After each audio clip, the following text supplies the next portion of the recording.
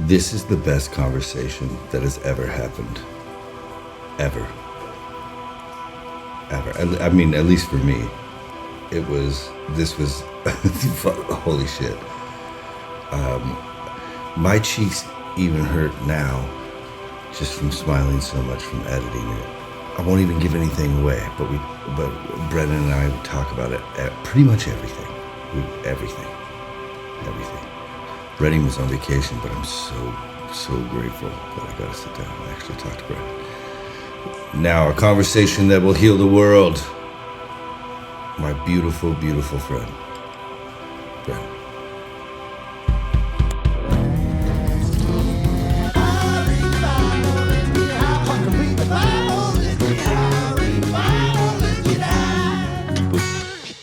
It feels like it's time to buy like a ranch, you know? Oh, Right? I wow. just want like a lot of animals, I think.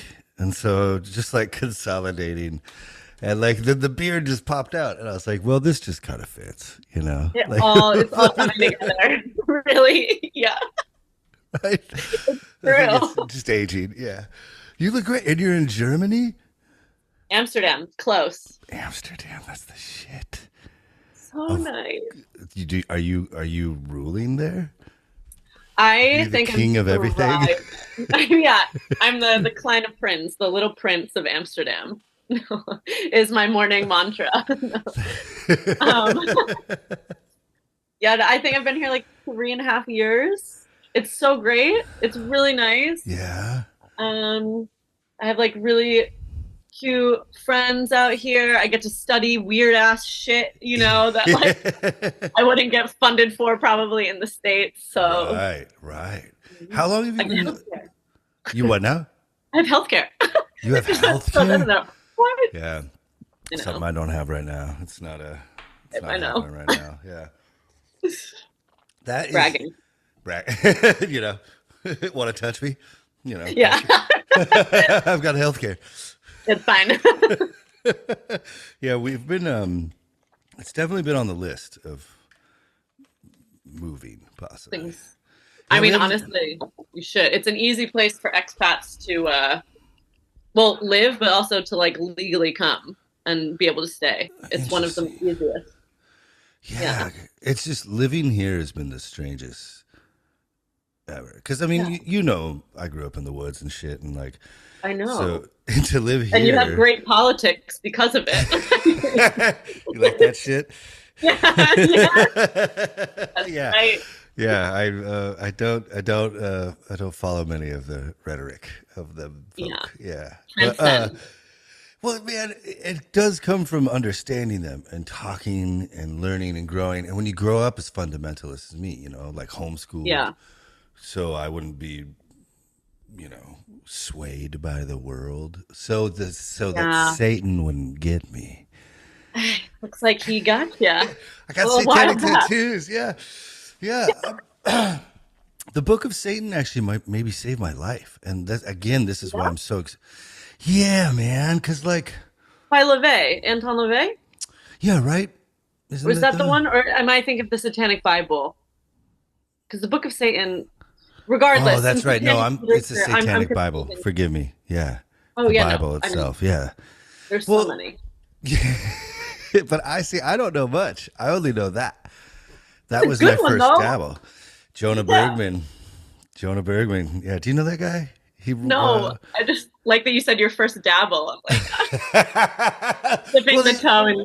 Yeah, because when you grow up alone in the woods and indoctrinated into a belief system that involves perfection, so you can't jerk off, you can't think about bad stuff, you can't, or sexy stuff.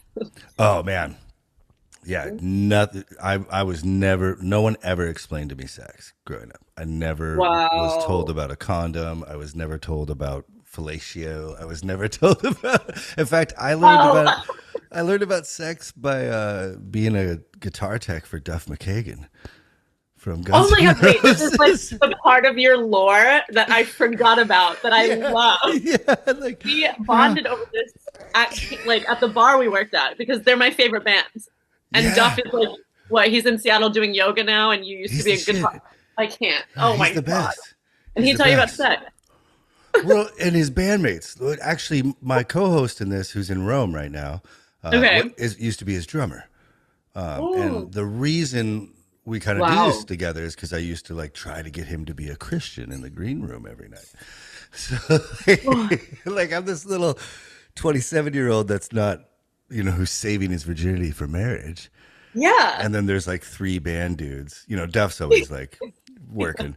Three band dudes just like looking in my eyes deeply, concerned, like, hey, that might not be the best way to have a long lasting relationship. Yeah. Yeah, it was great. It was fun. And I'm Good really, times. well, like, you need friends.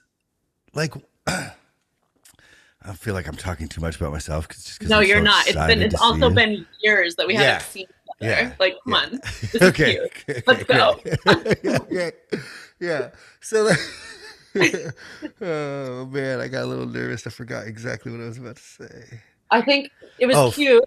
Friends. You need friends. you need, yeah. So, like, one time, I played in bands forever, and a lot of them sucked. But you don't know you suck. And it you doesn't know, matter. yeah, you're like, I spend all day at the practice space. There's no way, And so, like, we had opened for my favorite band, and the drummer and good friend, and like, I walked up to him afterwards, and I was like, "How was it?" And he went, and and then he said something nice. He found something nice to say, but it was that split second of honesty that I was like, "Thank you," And I quit the band soon after that. Actually, Yeah? yeah, you got to learn. We all have blind spots, right? Yes. I mean, You know. yeah. Yeah. I know. How do you There. have blind spots? You don't have fucking blind spots. Oh, I'm an Aries and I'm an idiot. I'm a very smart idiot. That's No, you're just passionate. That's the difference. It's just they kind of go hand in hand, Moronicy. yes. Aw. Passion. Blind spot, or maybe like rose-colored glasses. That might be one of my blind spots, right? Yeah, right. I mean, it's so hard. It's honorable. I think it's an honorable, blind spot to have. It shows some kind of optimism for life and how like barbaric and terrifying humanity is. Dude. Put on your rose-colored glasses. It's okay. Yeah. I'm enabling myself and you at this. Or maybe you're creating a better world that we should all. Maybe if we were all projecting this kind of mindset, if this was all our inner prayers, whatever fucking religion, whatever God, maybe we'd all have healthcare at this point. Maybe we don't have healthcare. And isn't that what it's about at the end of the day? Or just work with demons and, maintain your health use that way. Yeah. Let's get into demons because that's the shit. And Lilith to me, I know nothing about until recently. In fact, I learned most of it from your stories. I'm just like constantly holding my finger down to like read everything. Oh, I'm a little wordy. I'm a wordy bit. I'm into it. I'm into it. Wait, I have 2 questions. Yeah. 3 questions. Number 1 being, am I even allowed to ask you questions? Yeah, sure. Yeah. I'm just gonna. So then 2. One more silly one, I guess. Since your podcast is Let's Get High and Read the Bible. Yeah. Am I allowed to drink a beer while we talk? Yeah. I would love to have a beer and talk about demons. Like, what if we have like 5? I went on a walk and smoked a whole spliff. So yes. Okay, great. I love the vibe. Yeah. Okay, so this is cheers to you and our little hang right now. So good coffee. to see you. Coffee so boom. Good to see you. This is the best. This is the best. Okay, my 3rd question. Yeah, I wanted to ask you like what your vibe is with Lilith, what you've pieced together or like heard about her. But yeah, if you're watching my stories, you might have some vague idea. Well, man, this is such a deep question for me, and I'm going to be vulnerable, and so this might be too long of an answer. Okay, so no, do it. Oh my god, okay, please. yeah, because I love it. So when you grow up fundamentalist, it's as Republican Christian as you can get out in the woods. Very small congregation, 70 to 150 people tops throughout all of time. And there's this strange thing where there's like the misogyny is like right in your face. Like women aren't allowed to preach, women aren't allowed to be a worship leader, women aren't, they're only allowed to teach the young kids. So, right, yeah, oh yeah. Okay. Well, it's biblical. Yeah, I'm getting that. Sucks. Yeah, the Bible has some pretty shitty spots. So like, but the women I would meet, and my mom was a Sunday school teacher, they were always like way better people than the men in the church. They were like, right? Yeah. And so I grew up with this, and I don't want to go too close to home because like I just look like a Joe Rogan fan and some, like I grew so bad. I've always been like a dude. Yeah, because it's not my vibe. Like I'm not talking shit about anyone, but like so seeing at home problems with like the problems with masculinity that I see, like such not taking care of the opposite sex, not respecting the opposite sex, not letting them have a voice. Yes, there you go. Like it's the crazy. There's this, and so now extrapolate out, and now I'm here away from that. I got away from the church fucking almost 11 years ago, and yeah, that's right. And I get into textual criticism, is what it's called, because like I've always been obsessed with reading the Bible. I just read it all day. But which sucks actually. It's so cool. I think that's actually so cool. It's so dope. It shows discipline because it's not very fun at many spots. But I've been found these new scholars that I agree with and align with more, and they have talked about Asherah, which in the Bible apparently is God's wife, a consort, Yahweh. What you're supposed to say? Yeah. So. And how it was just taken out of. And there's just a few verses in the Old Testament that they basically forgot about that are like, oh shit. Yeah. Not only was this like a deity that they worshiped, sacrificed to, thought about, like, it was a woman who was just equal to God, and they erased her. And, yes. And now here we are in this, weird land where it's, and I'm not. It's not like I'm trying. Like I think dudes rule.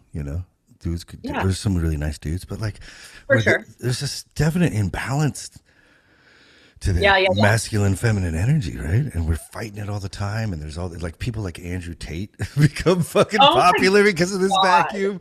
Oh my God. Look at like Asherah gets erased from the Bible, and millennium later we have Andrew Tate. Like, oh. Fuck. Right. So what erasure does, like in the long term, like it's a good example to bring up. So the idea that there's any preservation towards to a feminine divine that has been worshipped, and therefore Lilith, is like I kind of feel like I've been a bubble boy with religion, that I've never been able to actually like do any of the fun shit.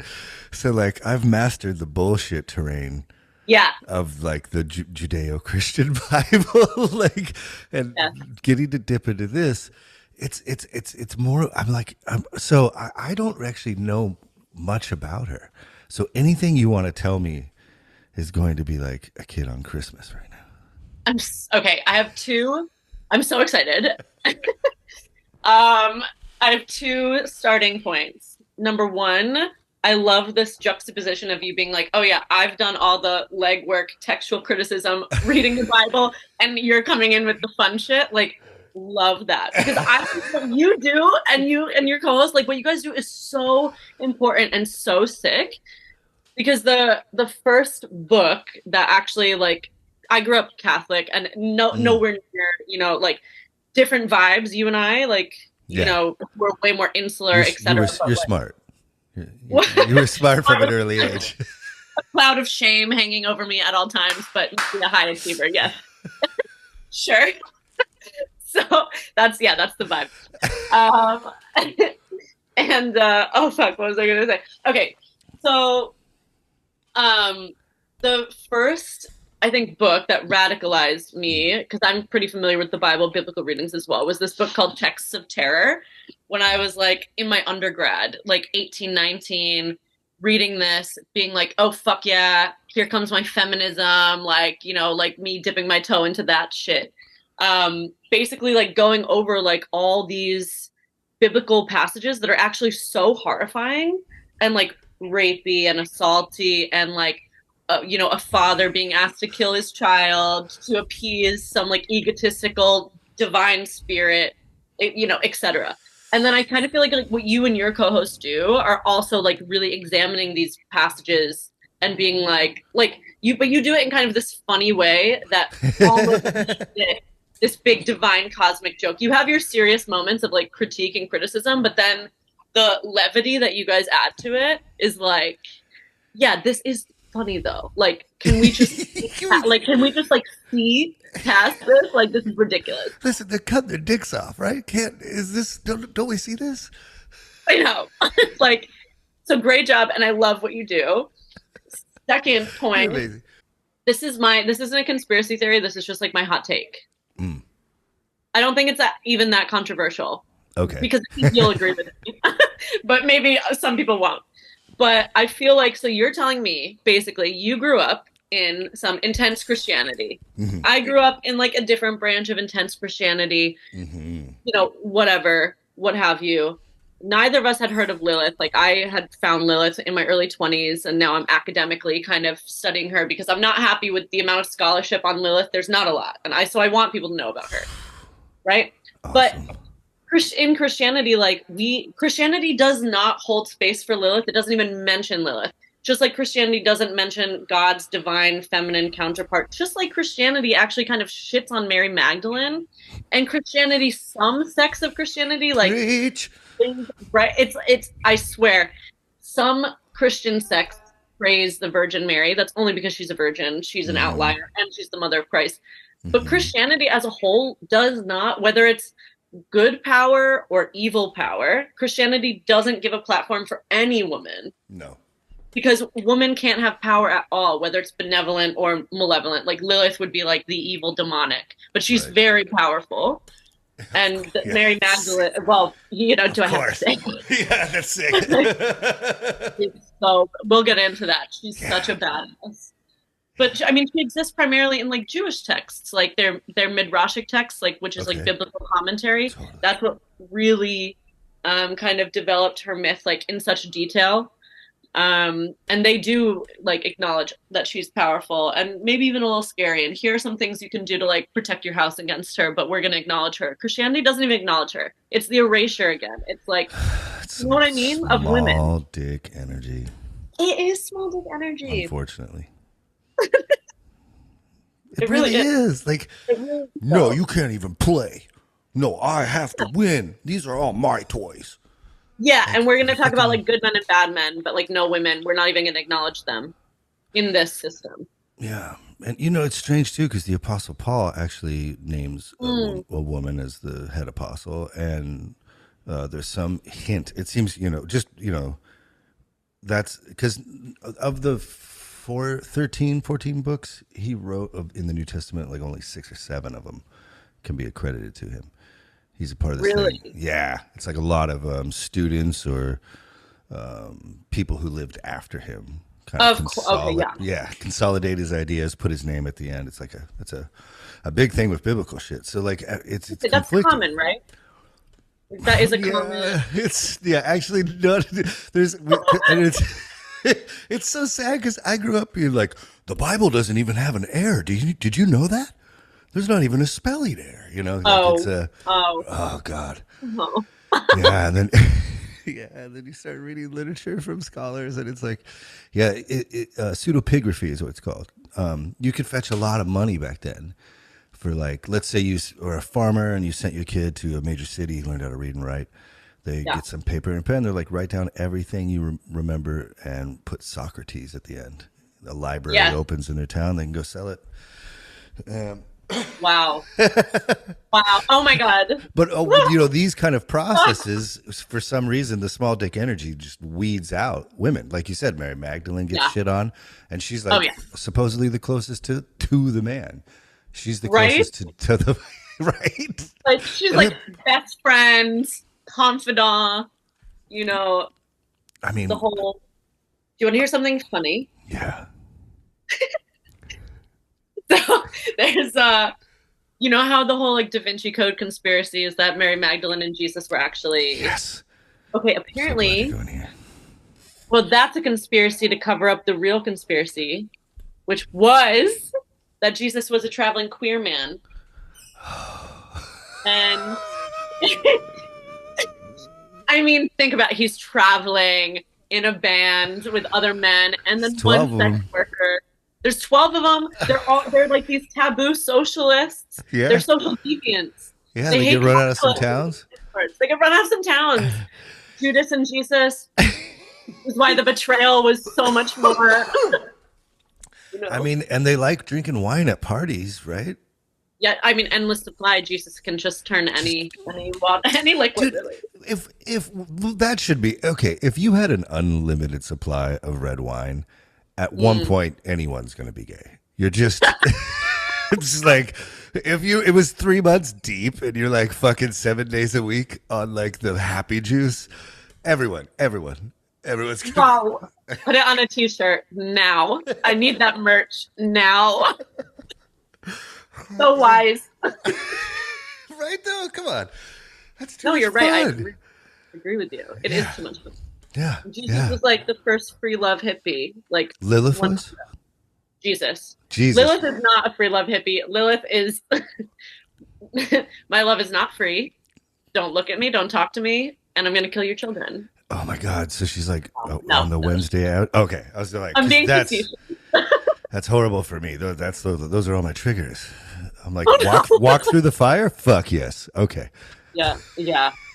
Oh, you're being mean to me? I'm in love with you. Thank you. I'm going to build you a house. Well, if you want to build Lilith a house, I mean, she'd probably be into it. She's not the biggest fan of men, but I think you could win her favor with that. Yeah, I wonder, I like temples. I like the idea of temples, like holy places of worship. I miss them, I mean. Yeah. Like not churches, like temples you're talking. Yeah. Like marble, stone, friggin' slab tables. Yeah. Weird ass. Yeah. Right? Yeah. And like, I mean, I kind of miss the idea of church, but like I was too involved with church to really miss it. I like the idea of like, how do you feel? Like this feels like church to me. Like we're both coming here with all our knowledge, trying our best, aimed at good, Yeah. That feels more like in line with the universe. Church. Right? Yeah. Cause like it's gone. I mean, I think the radicalists will stick around and grow, especially in states, but there's a mass exodus. Like really of Christians, like in America right now. Yeah. And then the remaining ones are maybe becoming a little, because Christian nationalism is like I'm seeing like Ramps just up. from living out here, it's up. That's up. And they got Yo, guns. but like I miss the radical Christian like left, like those radical Christians, like the heretical Christians. I'm like, yes, like badass. Do some Catholic magic. Yes. Like read the Psalms as if they're spells. Go feed all the homeless people in your area, like mutual aid, shit like that. I miss that. Maybe we have to build this. Yeah, like recruit.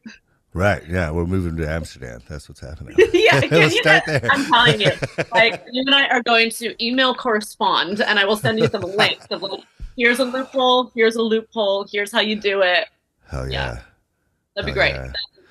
Yeah, it is, because it like if this is a Christian nation, and by the way, I love America because I love freedom. The idea, let's say, the idea of America in my head. We just tried to go get medicine now at the pharmacy, and it, You and your wife? Yeah, and it took like hours and cost because we don't have health insurance right now. So it's just like everything's a racket, and it's just so hard when living here. I'll see like a homeless woman with 2 kids in a basket, and then Oh, I'll fuck. see a fucking gold-plated Ferrari drives by. It's Yeah. just like, But also, isn't that like that contrast? First of all, that contrast that you speak of, like I want to like passively just not exist anymore when I see too much of that. I'm just like, okay, humanity has fall like we've failed. yeah, Lilith, it's like, take me into the cave. Like I can't. amen. No, like, this is so sad. It's too much.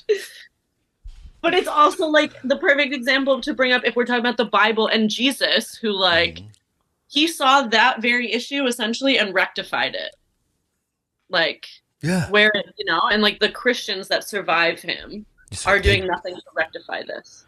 yeah. The first ones, the apostles did. They lived in a commune, sold Well, yeah, everything. our Christians now, but like let's go to the apostles because they're a sweet bunch. They're sweet. Well, They're sweet. Kind of.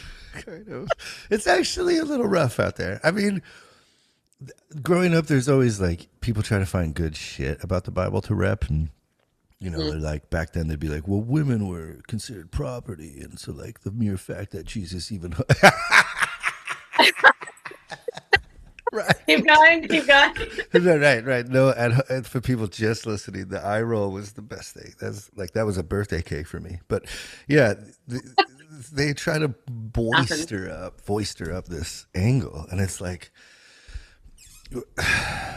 no. I mean, it also says that women aren't allowed to speak, and that they can only be redeemed through childbirth. In the apostles. This was after Jesus, huh?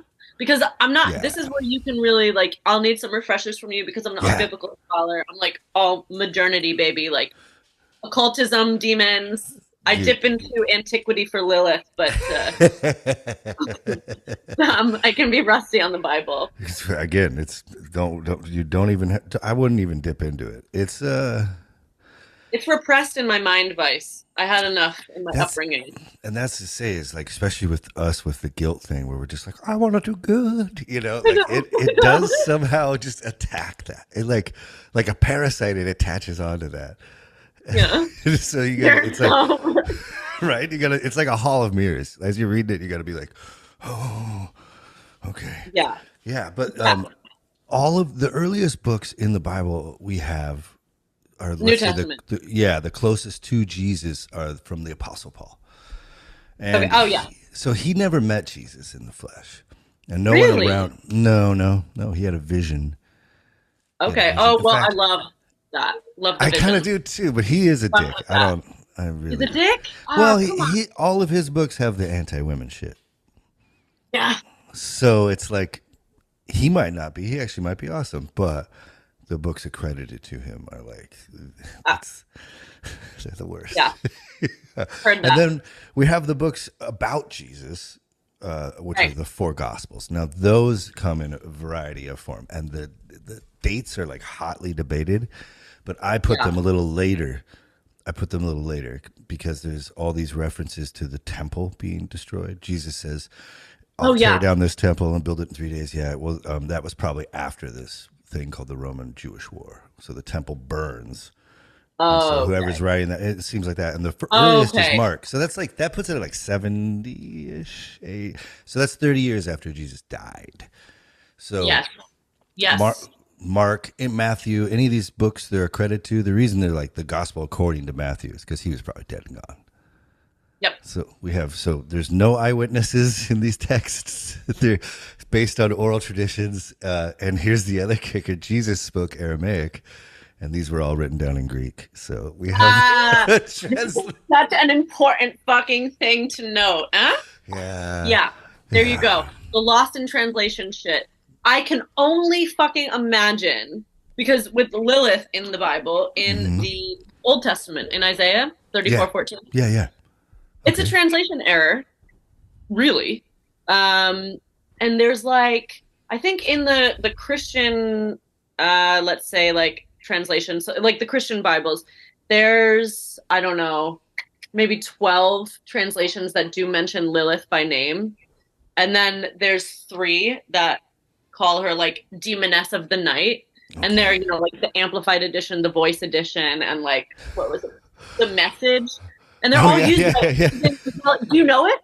I know of the Message translation. Oh Yeah, my yeah, God. yeah. They're all used, but that one's like the Presbyterian one, I think. And then the Amplified is like fundamentalist, Okay. Baptist, and the Message is like New Agey. And these three like use Lilith by name and they're like demoness Lilith, da da da. But the whole fucking thing was like a mistranslation of Lilith, which would have just been, Hebrew for night hag Night or hag, like a screech owl, or what?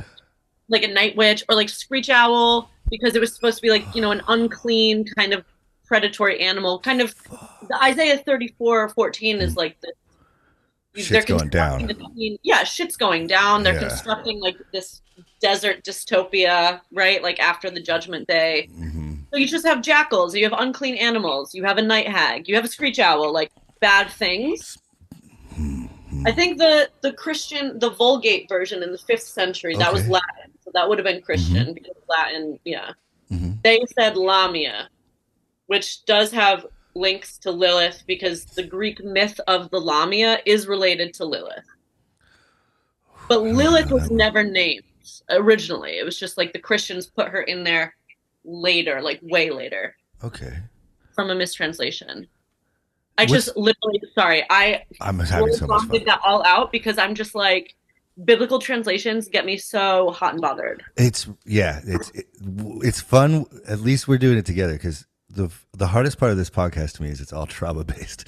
So as you're talking through this shit, it's like a minefield of past Yeah. problems. So like, yeah, you could be doing it with someone better. So because what's the earliest reference to her in written text? Lilith, do we know? Well, in Christian written text or like Oh wait, in written wait. text actually? Oh sorry, Surrey just hopped in and tried to answer that for me for some reason. So Oh, Surrey yeah, my or computer. Siri? Or Surrey, the city Oh in no, Siri, the on the computer. Siri. She just like Oh, well, answered I wonder Lilith. what she actually had to say, I but I should don't have want kept to. it. Okay, yeah, let's not do it. We'll So ask her later. I don't know. I don't want her to weigh in. She's probably wrong. Sorry, Siri. don't trust them machines. Yeah. No. I'm kind of an analog guy. Oh yeah. Yep. Woodsy man. Sumerian. Sumerian? So the Yes. oldest shit we have? Yes. That's how old Lilith is. So predating Judaism, actually. She Yeah, was yeah. so culturally penetrative from the Sumerians, building blocks through different centuries, cultures, geographies, etc. Lilith was always there, haunting humanity in different ways. Her mythology and narratives started stacking, and then because like the original Jewish peoples were of Mesopotamia and they Yeah, were all yeah. neighbors, then Yeah. they got some of this too. Yeah. And then so much credit goes to Judaism for then just like fucking taking the Lilith myth and adding such detail to the narrative. But how do I parse out the last 5,000 years of Lilith? Maybe Three I more can give beers. you, yeah. And I wish I had some whiskey. Oh, dude, for real. Um, okay, maybe it's helpful if I say what she was in Samaria or Yeah, in yeah. Mesopotamia, basically. Sure. Okay. Sumerian Lil, Lil, is the etymological root of Lilith. And that was just the word for wind, breath, dust storm, dust cloud. Oh, But then, of wow. course, with dust storms and dust clouds, you get an association with ghosts because you're a Mesopotamian person of antiquity and you see a dust storm in the desert or like dirt is whirling around. It's embodied. It's like a ghost. It's taking on shape. It's a thing, We don't know the weather or something, not to be anachronistic and be like, they were so silly and stupid. They thought it was a ghost. Like, absolutely not. They were wildly intelligent Yeah. and advanced. Mhm. But yeah, and then from there, we had Ninlil, who was a Sumerian mother goddess, lady of the air, because Lil became like this additive to words. And then in like slightly later, like Mesopotamian, still early, but like after the Sumerians or alongside the Sumerians with the Akkadians, the Assyrians, the Babylonians, Yeah. you had Lil being like the linguistic foundation of a category of like demons. So like you had 4 for the Lilu, Lilitu, R.Lily and Irdu Lily, which is basically like legion. So Lilith wasn't one singular entity. It was legion of these male and female wind spirits and then male and female succubi. Is that the Legion in the Bible? Because there's a demon in the Bible named Legion. That could, I mean, it could be, but also the Christians are kind of obsessed with demons and legion in a way where, like, oh dang it, yeah, I definitely am. Well, he's in the Stephen King books too. What'd you say? He's in the Stephen King books too. So it's like Okay. Legion.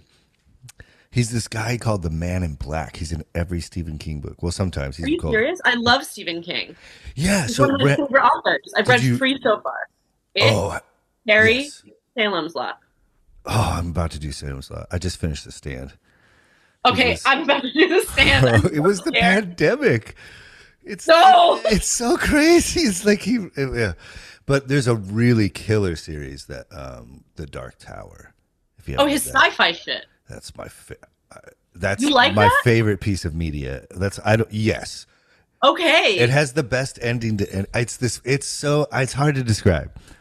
Well, yeah, I mean, I've like people are like, this is funky King. Like, this is different. My favorite. Okay. Yeah. Yeah, but he has this guy, Randall Flagg, in every story, the Man in Black is like Legion. And I think it's in the Stand. It's like, who are you? Wow. And it's like, we are Legion. Okay, I love that whole, like, just we are Legion or like anything involving Legion. I'm just like, yes.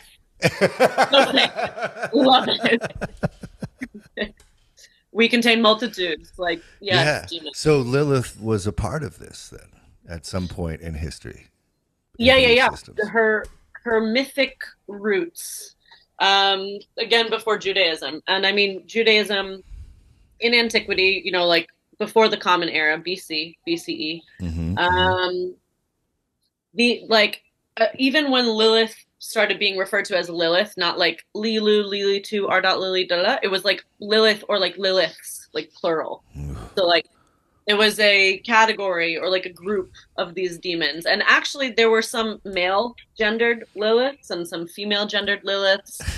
And they all did different scary things. Because the ancients would blame demons on, you know, like, or evil spirits on pestilence, miscarriages, wet dreams, sickness. Yes. I had to throw that one in there. Keep you on your toes. I'm following every morsel of this shit. That's crazy. It's so funny that sexuality is so bad in every religion. I wonder how this. It predates like our big 3. You know, like Christianity, Judaism, Islam. Like the sexuality being kind of sus predates. Like. Because even in Mesopotamian times, if a man has a wet dream, it's, oh shit, and R.Lily was visiting me, she took my semen, and now she's birthing more demons with my semen. Like, it's this, like, it's crazy. It's been around a long time. It's kind of Maury Povich when you put it that way, right? This feels like Ricky Lake shit. Oh, fuck. Jerry. Maury, the whole gaggle. So this has been going on for a long time. And now we fight, wars over it. Yeah. Now we fight wars over that. There's this neo-Gnostic Colombian guru / sex magician who I had to study, regrettably, because he uses Lilith in his system. He's such an asshole. He's dead. But I had to study him, research him. But he says semen is the battlefield. He's like obsessed with semen. Like, I'm actually encountering so much of my research like this year has been just like semen demons. I'm haunted by semen for like just like this little bisexual just wants to fuck with demons and Lilith and girl power. It's too much. It's been too much semen. You're like having dreams of like freshly cut grass. Yeah. I'm sorry, was that too far? Simonic dew on top. Why were we obsessed with it? And it's funny because the byproduct of this obsession is the most unhealthy mindsets towards sexuality in the humans in the congregation. Like Yes. Like everyone I know that got married in the church at a young age either completely hates their spouse and doesn't realize Yeah. everyone else can see it, Yeah. or they've gone crazy. They like Off the went on a rails. 35-year-old Romspringer, just like, out there doing coke now and like, Damn. I mean, you should Really, at one point really just do it landed on your when, yeah, don't ruin when you got 4 kids and like a wife, yeah. yeah, that's not the time. But It's not the time. No. it's But fuck. you mentioned earlier that Lilith was powerful. Oh my God, yeah. Tell me. So powerful. You want to hear about this? Yeah, you know me. You know me. I'm a Leo. You know No. me. Okay, I have one really good story of Lilith's power I'm going to tell you. But before I get to that one, I'm going to tell you a way lesser known one because the story that I think most people know is Lilith is Adam's first wife before Eve. Okay. That's like the most common one. And that's, I think, in this day and age, because Lilith from the 19th century onward up until like now has been such a cultural fixture in like pop culture, pop occulture. Like she's everywhere. She's fully penetrated the mainstream. Like she's not just in these like Jewish midrashic texts or Jewish folklore. Like selling books. She's selling books. She's in Netflix series. Yeah. Like she's haunting 19th century pre-Raphaelite art. She's everywhere. But people think that like her as Adam's wife before Eve is like the origin story of Lilith, and it's not. That's like between 8th and 10th century, like CE, like common. It's recent. Like Lilith has been around since ancient Mesopotamian times. So let's dive into some of those myths, right? That people don't really know about. I'll give you one, and then I'll give you the juicy. Hell yeah. Myth. Okay, great. The later Mesopotamian demon queen / goddess Lamashtu. Have you heard of her? No. Okay, this is when Lilith was like a singular entity, but she just wasn't called Lilith. She was called Lamashtu. Okay. And the Lamashtu was like a conflation of different mythic tropes from like the Assyrian, Akkadian, Sumerian kind of like lilies, right? So that was usually like they were wind spirits. They were wind spirits of the night. So that comes coded with the evil. And if there's a feminine wind spirit of the night, those three things create like an inverted fertility goddess. So instead of life, it's death of children.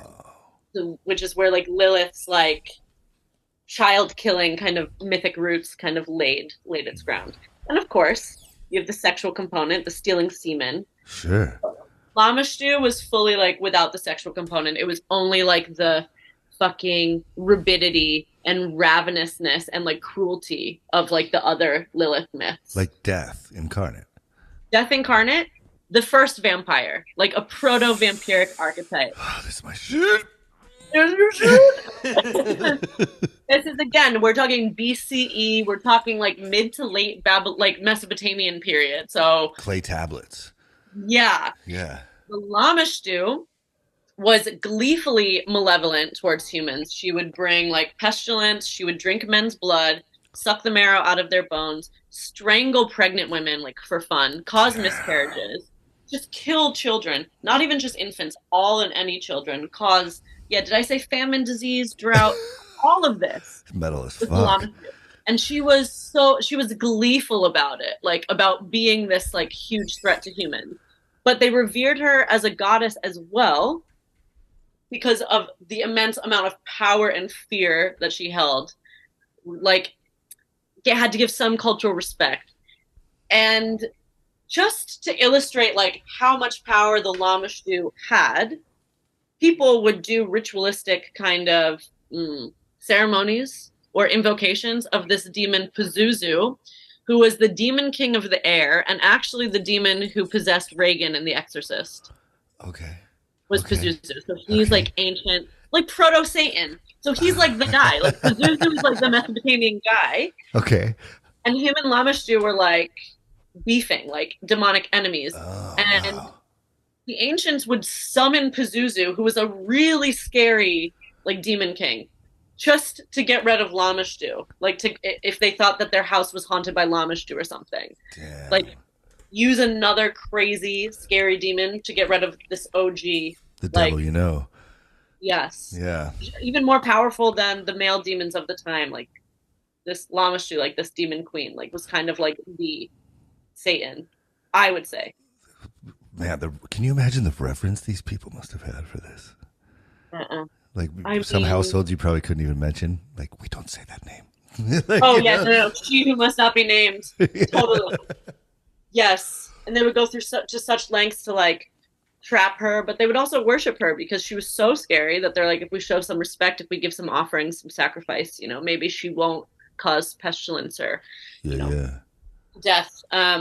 But yeah, she didn't care about like stealing men's semen. She was like one of the Lilith kind of iterations that just had no kind of sexual seductive component. She's just Qualities. fury. Yeah. Uh-huh. She's not Legion, but she had Legion for sure. When does sex come in? Does it become a thing? Yes. Yeah. Sex comes in with the Always story does. as sex comes in always. Another tip of fear for this, huh? Hell yeah. Mm. Okay, sex comes in with the story that I was telling you is like the most famous one of Lilith. It was written about in the Alphabet of Ben Sirah, which would have been like, it's a Jewish text. Yeah, yeah. Like I said, Judaism fucked with Lilith. Like the ancient Jewish peoples had concepts of Lilith and Liliths. But then between the 8th and the 10th century, some rabbis, anonymous, they wrote this midrashic text, which would have been like biblical commentary, the Alphabet Ben Sirah. And it was supposed to be a satirical text.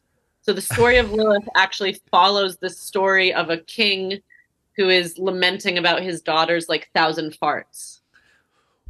And they're Oh. talking about farts in like the 8th century. Like, isn't that so relatable? Isn't that just warm your little heart? A little bit, actually. Right? Fun fact. Poo poo pee pee jokes all the way back. I mean, Yeah. were they trying to like put her down by associating her with flatulence? Was that like a dig? No, that Lilith was not Oh, okay. related Okay. to that story. Okay. So like it's like this biblical commentary, think of it as like a magazine. It just had a bunch of Yeah. different I've never read it. No, I mean, I've actually never read it in its entirety either. I don't have Hebrew, number one. And Yeah. so I've relied on the translations, especially of the Lilith myth.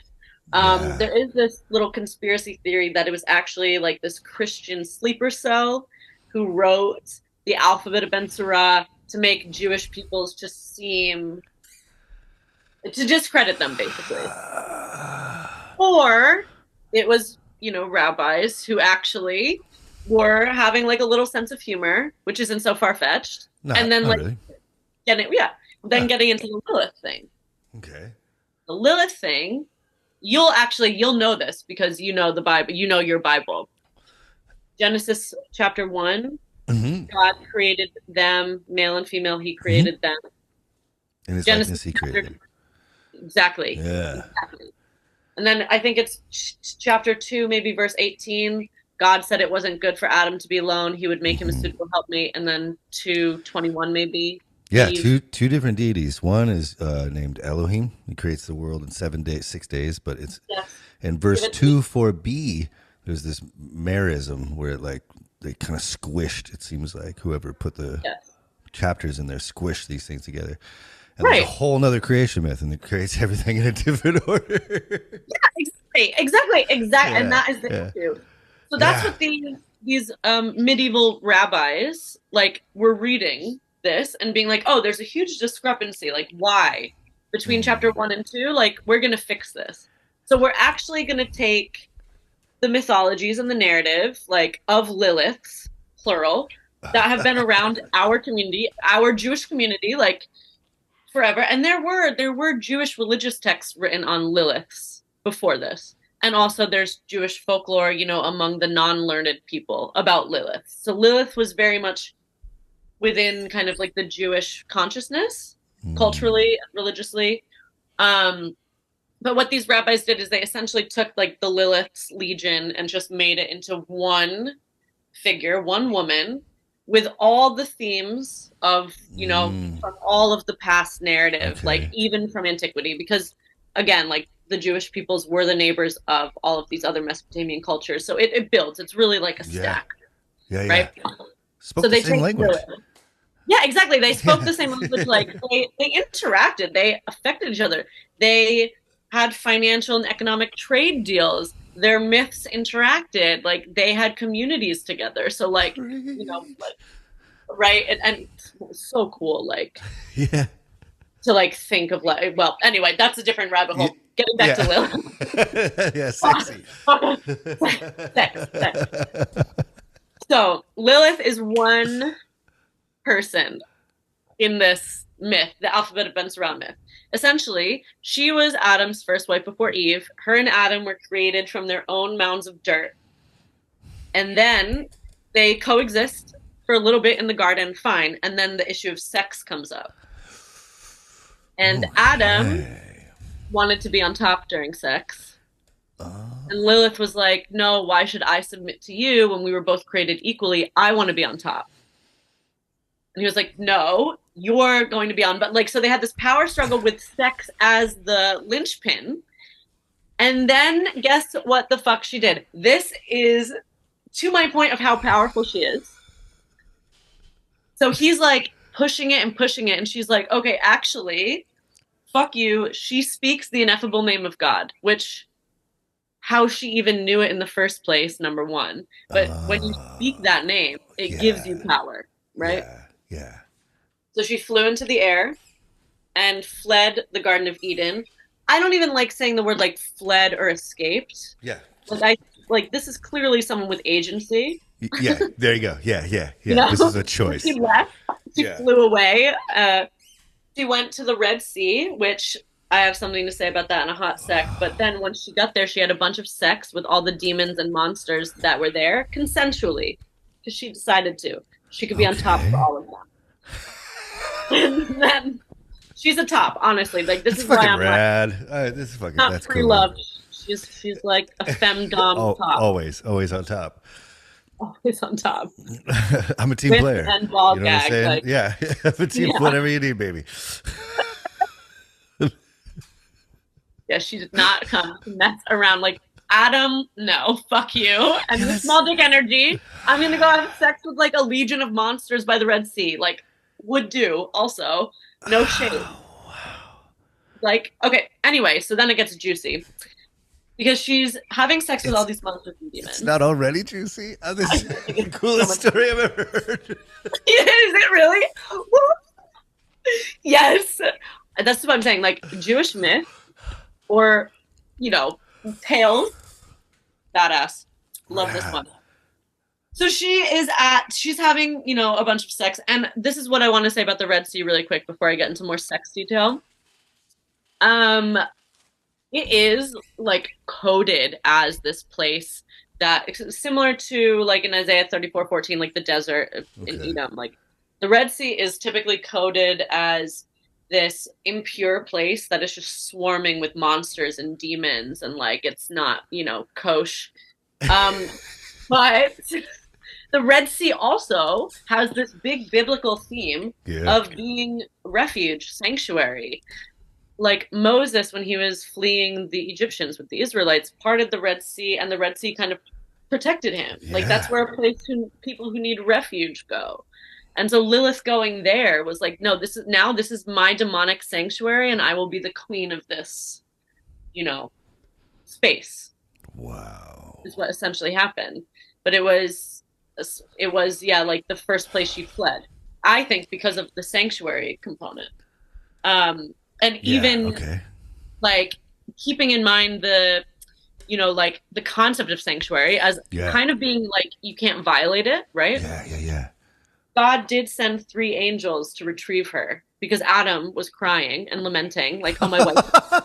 No wonder this story didn't make it in. Right? I know. It's like the Ben Shapiro of Bible stories. It's like, and like, I'm thinking he heard Lilith say the ineffable name of God. So why didn't he also just say it and chase after her? No, he's too scared. Right. It like gives you so much, it imbues you with so much power. Like he was too scared of it, I think. He's crying. God sends 3 angels. And they're like, okay, you have to come back with us. Lilith says no. They say, okay, if you don't come back with us, we'll drown you. Lilith is like, you can't. I'm the queen of this place. Like, you can try, but it's not going to work. They're like, okay, fine. If you don't come back, we're going to kill 100 of your demonic children every day, because demonic reproduction works way differently than human reproduction.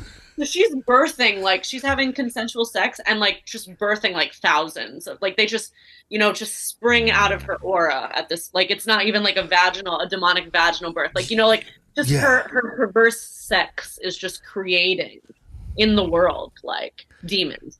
Wow. So the angels are like, yeah, we'll kill 100 of your demonic children every day. And Lilith is like, fine. Like, do it.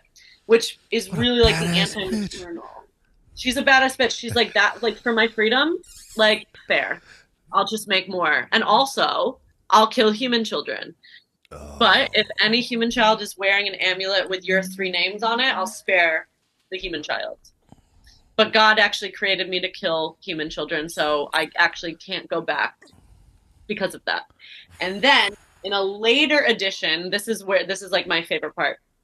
In a later edited edition of the Alphabet of Ben Sira, because like you're saying, it presents men as being like spineless. Like Lilith left Adam, she said no to 3 powerful angels, and she said no to God. Like, yeah. So later editors were like, no, we got to fix that. That's fucking not good. She's too powerful.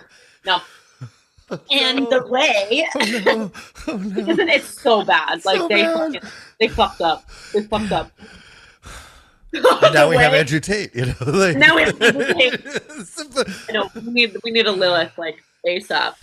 Ugh. But the way that the later editors fixed this to kind of knock Lilith down a peg was basically, in this second edited version, Lilith told the 3 angels, oh, sorry, also, I can't go back because I already slept with the great demon, so I'm defiled for Adam. Which, like, fell in line with, like, the purity codes, like, of the time. Like, totally. So, like, within, like, a marriage, like, her and Adam, she has sex not only with someone else, but, like, with Satan, Samael. She's like, actually, because of that now, I just, like, I'm ruined for him, so I can't go back. And then after that, in Jewish texts, Lilith and Samael is, like, this demonic, like, power couple started. And that's, like, yeah, so, like, they're together now. Probably, like, maybe 13th century onward. Yeah. Oh my God. This is nuts? Amazing. It's so fucking cool. And, oh my God, P.S., by the way. Also, okay, oh my God. Okay, 2 fun things I forgot to mention. It's going to blow your mind. Number 1, the tempting serpent in the Garden of Eden. Mm-hmm. Maybe like 14th century, 13th century onward.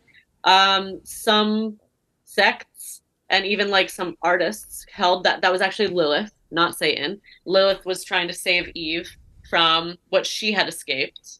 And the reason that, God created Eve from Adam's rib of Adam was so this Lilith thing wouldn't happen again. He's like, oh, well, if I could create you another wife out of a mound of dirt, she's probably going to want to leave you too, because you're insufferable and you need power and you don't even care about your wife. You just want to be on top. This makes too much sense. So Lilith is now the snake. It's also rumored in certain Jewish, like, midrashic texts that Eve and the serpent had sex. And in some contexts, the serpent is Samael. But in some contexts, the serpent is Lilith. So we have some, like, very cool homoerotic shit going on. Suggested, which I love. Obviously. Yeah, that's your schniz. That's my shit. Bring it all. And bring it all. Give it to me. After the fall. I love you so much. I love you too. I know. I'm like, now I'm just like on my like fucking like soapbox, like demons and queerness. I've been getting goosebumps. Like this fucking good stuff. Lilith is there with you and like giving it to you. But when like after the fall, in certain Jewish texts, Adam and Eve separated for like a period of 100 and something years. Yeah, you're familiar. To atone, repent, etc. And Adam was visited by Lilith and her daughters, who like stole his semen and like birthed evil humans, like Cain. Well, actually, no, Cain is of Eve and Eve's sex with like Satan or Lilith, the serpent. Like they were both, when they were separated, they were both having sex with demons. Like not necessarily against their will, but not necessarily of their will. Which is happening. Yeah. Well, and, yeah. Obviously, Adam was just not good. Not the like that is a failed creation. God could have started over with that one, but he had to make 2 women. The second one from Adam just to deal with Adam. Like you know what I mean? Like I'm crying. Oh, and this is a good time for me to say not all men, I think. Sorry. Yeah, no, that's good. No, yeah, I really like being a dude. I've always identified and, you know. And you're a dude. I'm a dude. Yeah, like I like punching shit and. I love it. But growing up but growing up around my sisters and my mom, because I was homeschooled, like, oh yeah, as a dude, you're really close to, you know, I'm protecting and providing, taking care of them because we live out in the woods, and I was building the house, and I started, you know, to be honest, they just became humans to me. At one point, I was just like watching what they were going through and just like just deeply empathy. What is that? Yeah, empathizing. Yeah. Oh, and, you have that? What now? I know.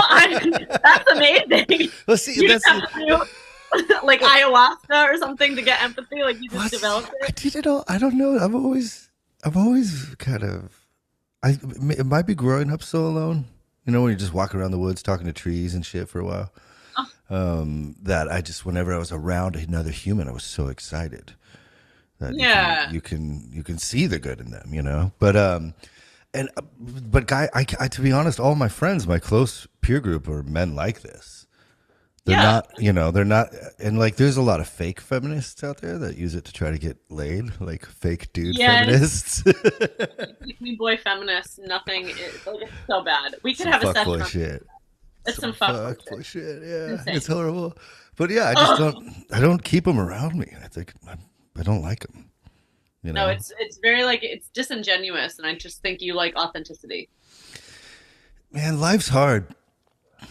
Life's fucking hard, and we all need each other. And so by lying and fucking cheating, it doesn't really build the kind of future we need. Life is fucking hard, and humanity is like kind of really scary. So just show up, dude. Just show up. Just what a fucking put that on a t-shirt. Jesus Christ! Oh, we're making merch today.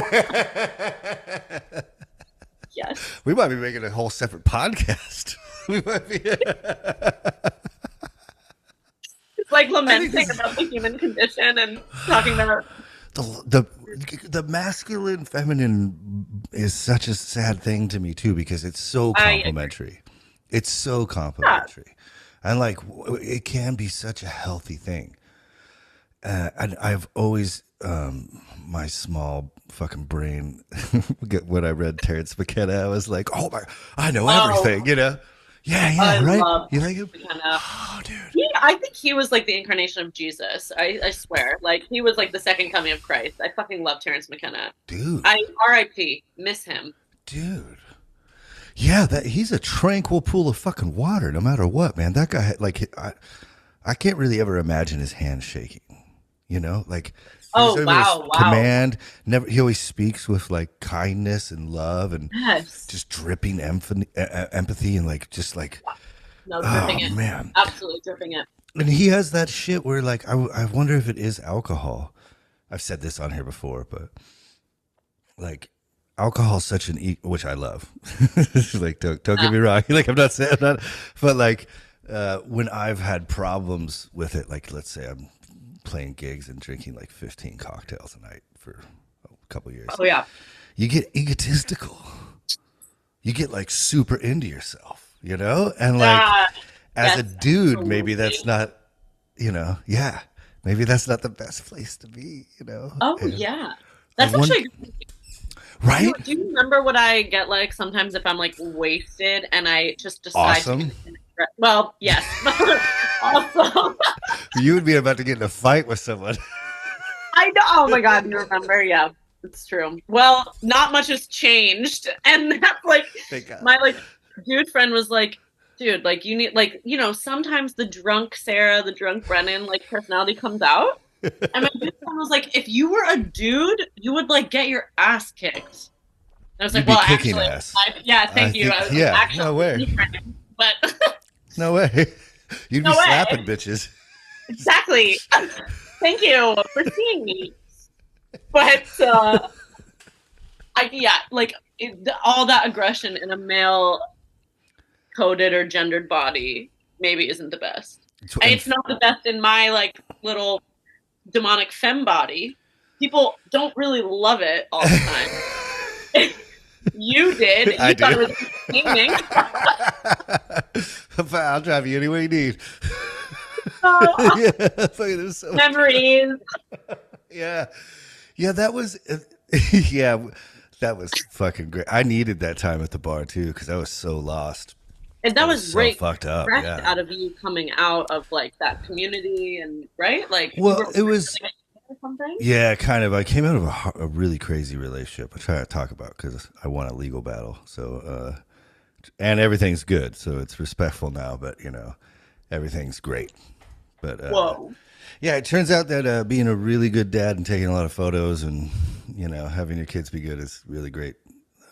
So it worked out. You have cute fucking kids. You really I love them. They're so fun. Yeah. They're so fun. It's a lot of work. It's a lot of work.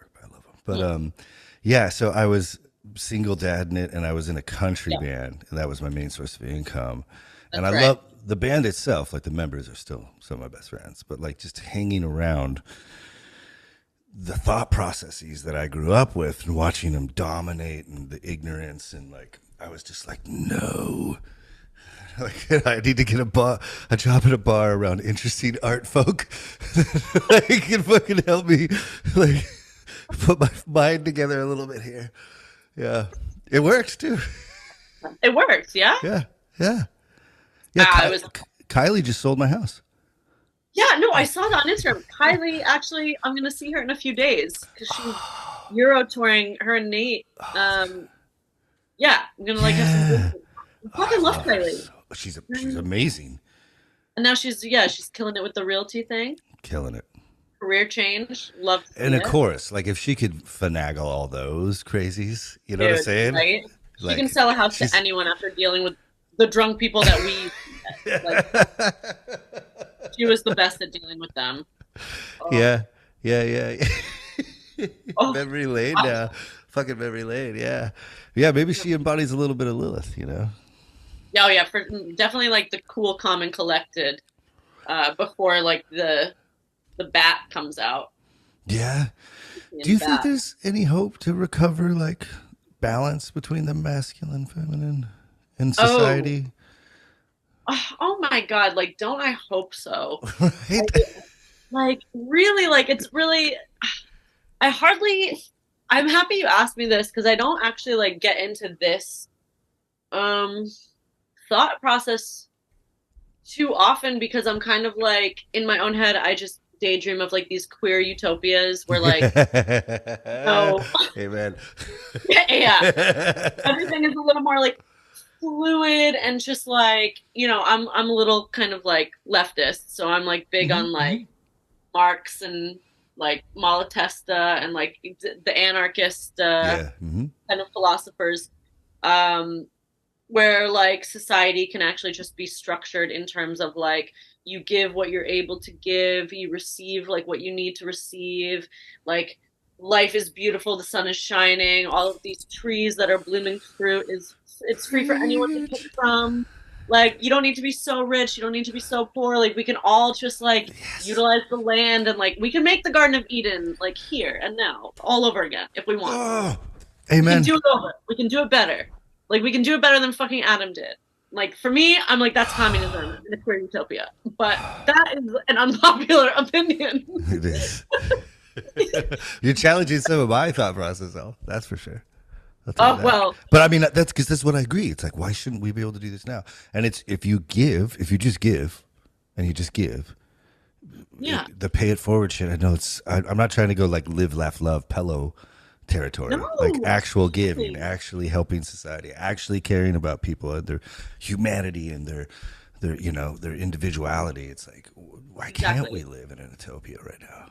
Why can't we? Why can't resources be like evenly distributed? Like, why there shouldn't be homeless people? We have more than enough money circulating and food circulating and empty houses not being rented out because like the housing bubble is so fucking insane right now, and they're just fucking sitting there waiting for someone to pay $4,000 a month and no one fucking can. Like, there shouldn't be like a showroom with like a bed and pillows on it, like an IKEA showroom, and like a homeless person sleeping a few blocks away on a bench. But there's a bed inside this building. Like what? Like it's just. I know it doesn't make sense in terms of like the capitalist paradigm. But I feel like if we actually brought it back, like you could bring it back to like Garden of Eden, or you could bring it back to like what Jesus did, was like, no boundaries, no taxes, no landlords, resources for everyone, food for everyone, wine for everyone. Like, dude, I'm gonna run your campaign. Okay, that's all I'm saying. No. You can't have an inflated ego right now, because I will try to be a little dictator, and like I'm a benevolent dictator. Okay. But I want to be at that party. I'm not gonna lie. If you're the fucking dictator, I want an invite. Oh, this is like the best compliment I've ever gotten. Thank you. I'll build you that fucking palace. I'll bring everyone. Please, bring the whole fam. You could build me a house. Build me a house. You know, yeah, it's I try not to let people know I could do that. You know, because then you end up doing it. But I would build you a bunker for real. I've been actually like. And then we can restore the masculine and feminine, which I think is what you asked me. Which like, totally. I'm so sorry. I'm just so excited. Every word you're saying, I'm like, I'm kind of constantly crying. I'm so happy. My eyes just keep watering. Is that good? I have that effect on men. Yeah. Well, I've watched that. I've seen that. Yes, you do. Yes, you do. But I feel like, okay, let's go back to Andrew Tate. These inflated extremes on both sides, left, right, politically, male, female. Everyone has an opinion on everyone's personal humanity, sexuality, and what they want. It's so weird. But like, that is obviously just a byproduct of the imbalance. That's obviously just a hole that's left in, in society. I'm talking to the front of my knowledge here, so I don't really know, but like, somewhere. That's such a good fucking point to make. It's just so simplistic. Yeah, it's like we need to take some penicillin, get rid of this fucking Andrew Tate shit.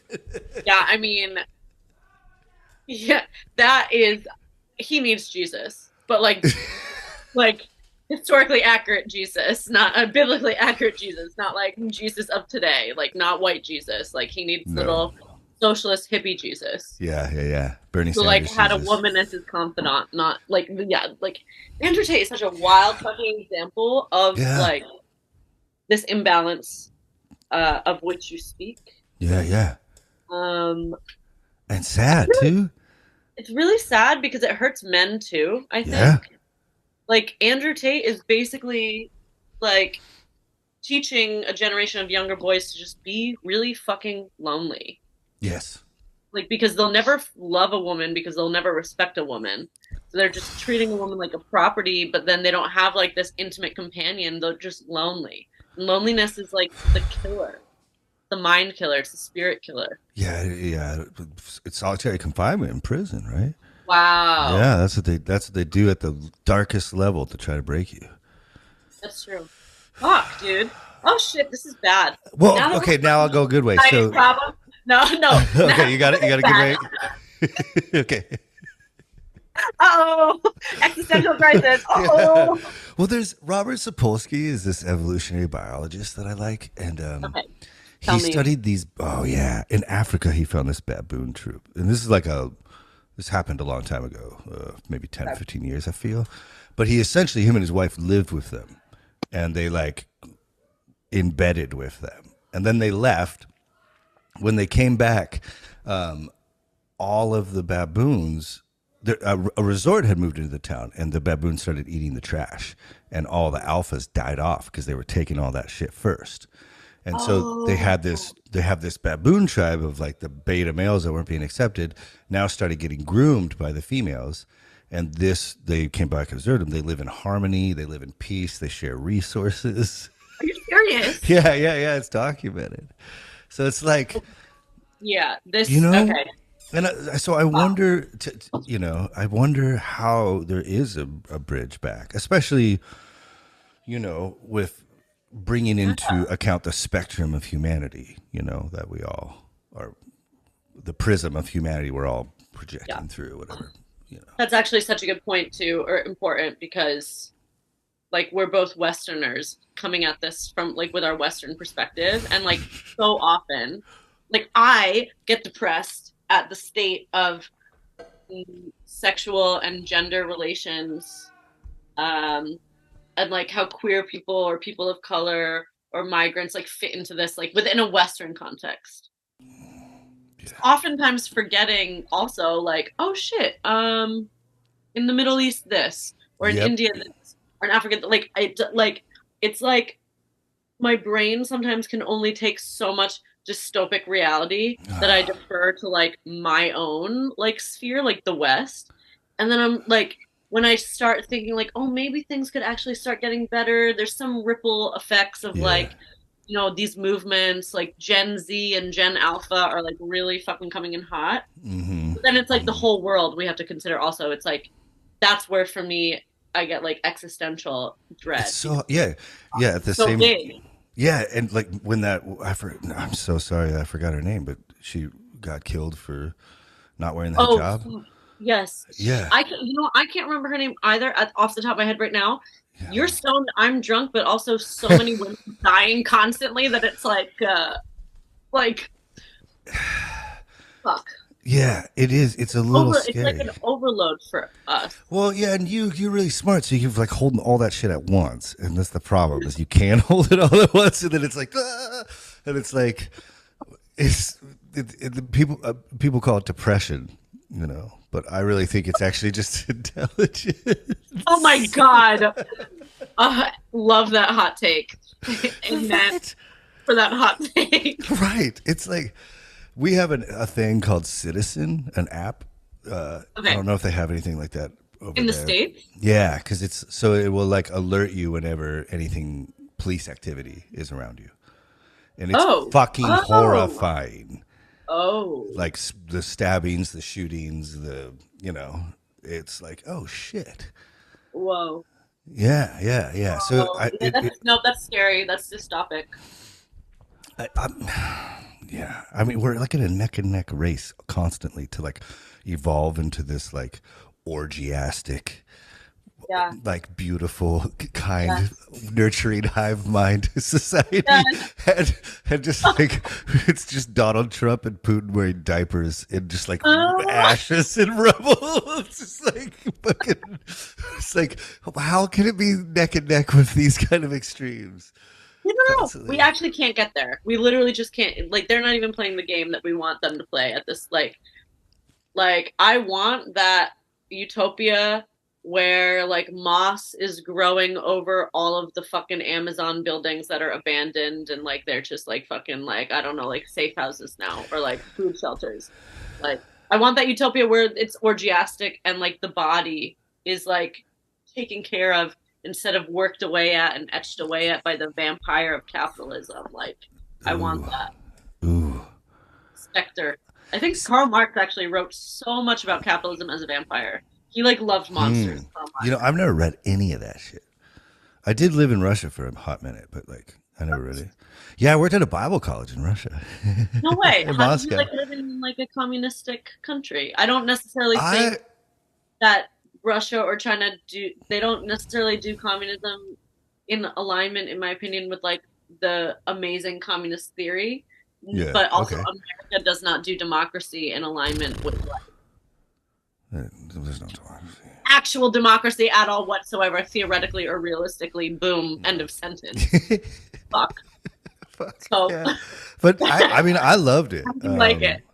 I loved it because, I wanted to be a missionary. I wanted to like talk to Yeah. people about Jesus. So it was the trip I went on to see if I could live this lifestyle, because that's like abstinent and, you're constantly focused on reading the Bible and, Wow.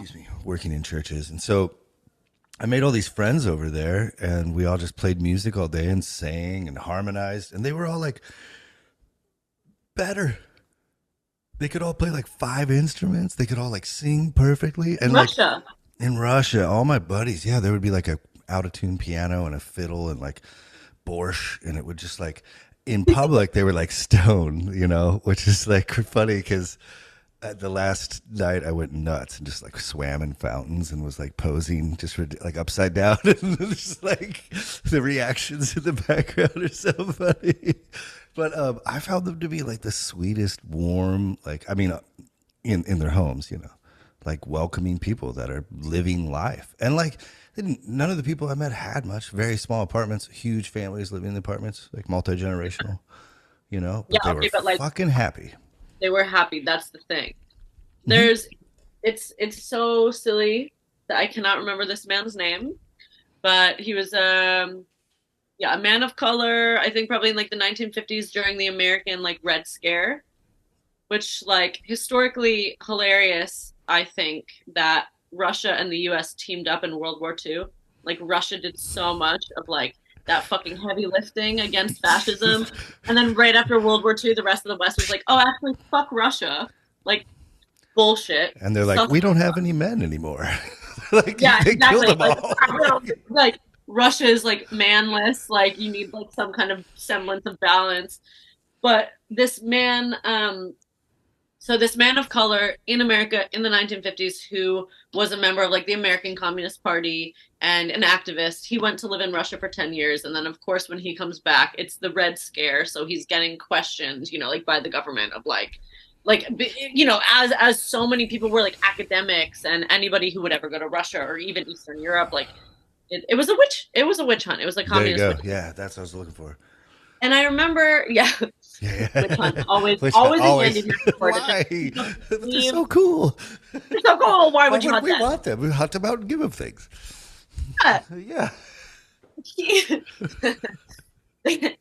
This man of color wrote or like he either wrote in a letter to the accusing body or said this in court and it was transcribed, but he was essentially like, okay, I was in Russia as a black man and I felt nothing but like camaraderie and brothership and warmth, and nobody actually was treating me like how a black man gets treated in America. Like people were just seeing me on a human level that I actually wasn't used to, and it like took me aback.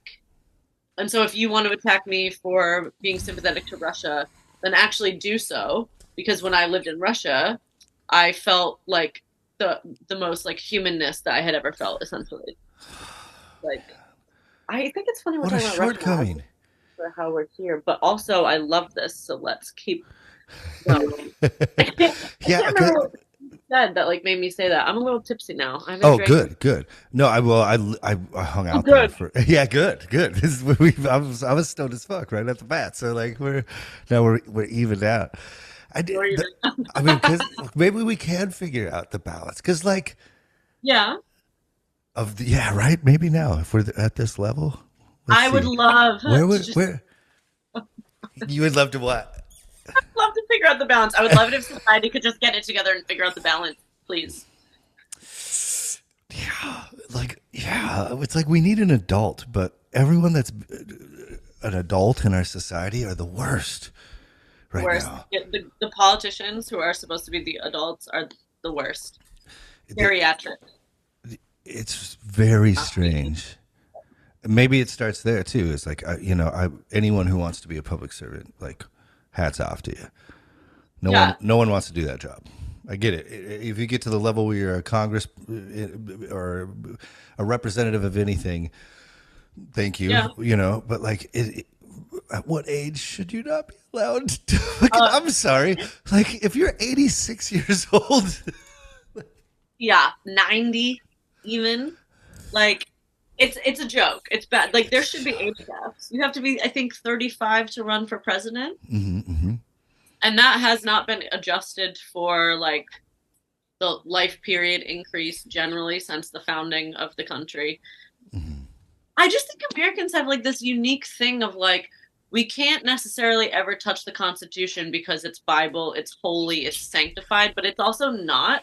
No. So many European countries just always like update and amend their constitutions because they've been around for like since the Middle Ages. Like America is a baby. It's so new. It's not even 300 years old. Like it's okay to touch your Constitution or your Declaration of Independence. You can change it, babe. Like you can make edits. Yeah, you haven't redone your makeup in fucking 300 years. Just fucking go in the bathroom, wipe off all the cocaine, wipe the cocaine off your nose, powder off.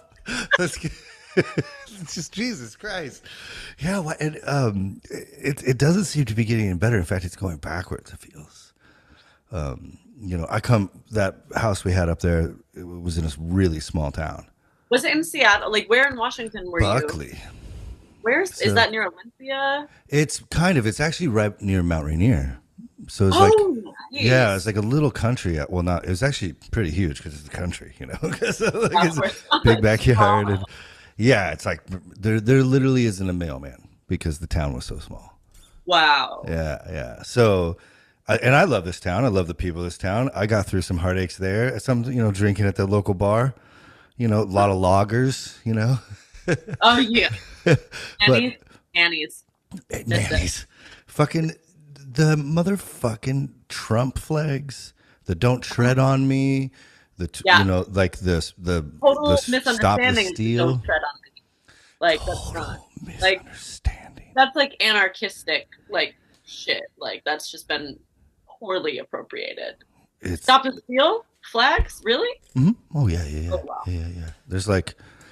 And yes, we're such a mess. We've been, unfortunately, it feels like we're these spoiled children that have been like wound up. And I'm actually totally afraid of this next election cycle. Like, me too. No one's happy.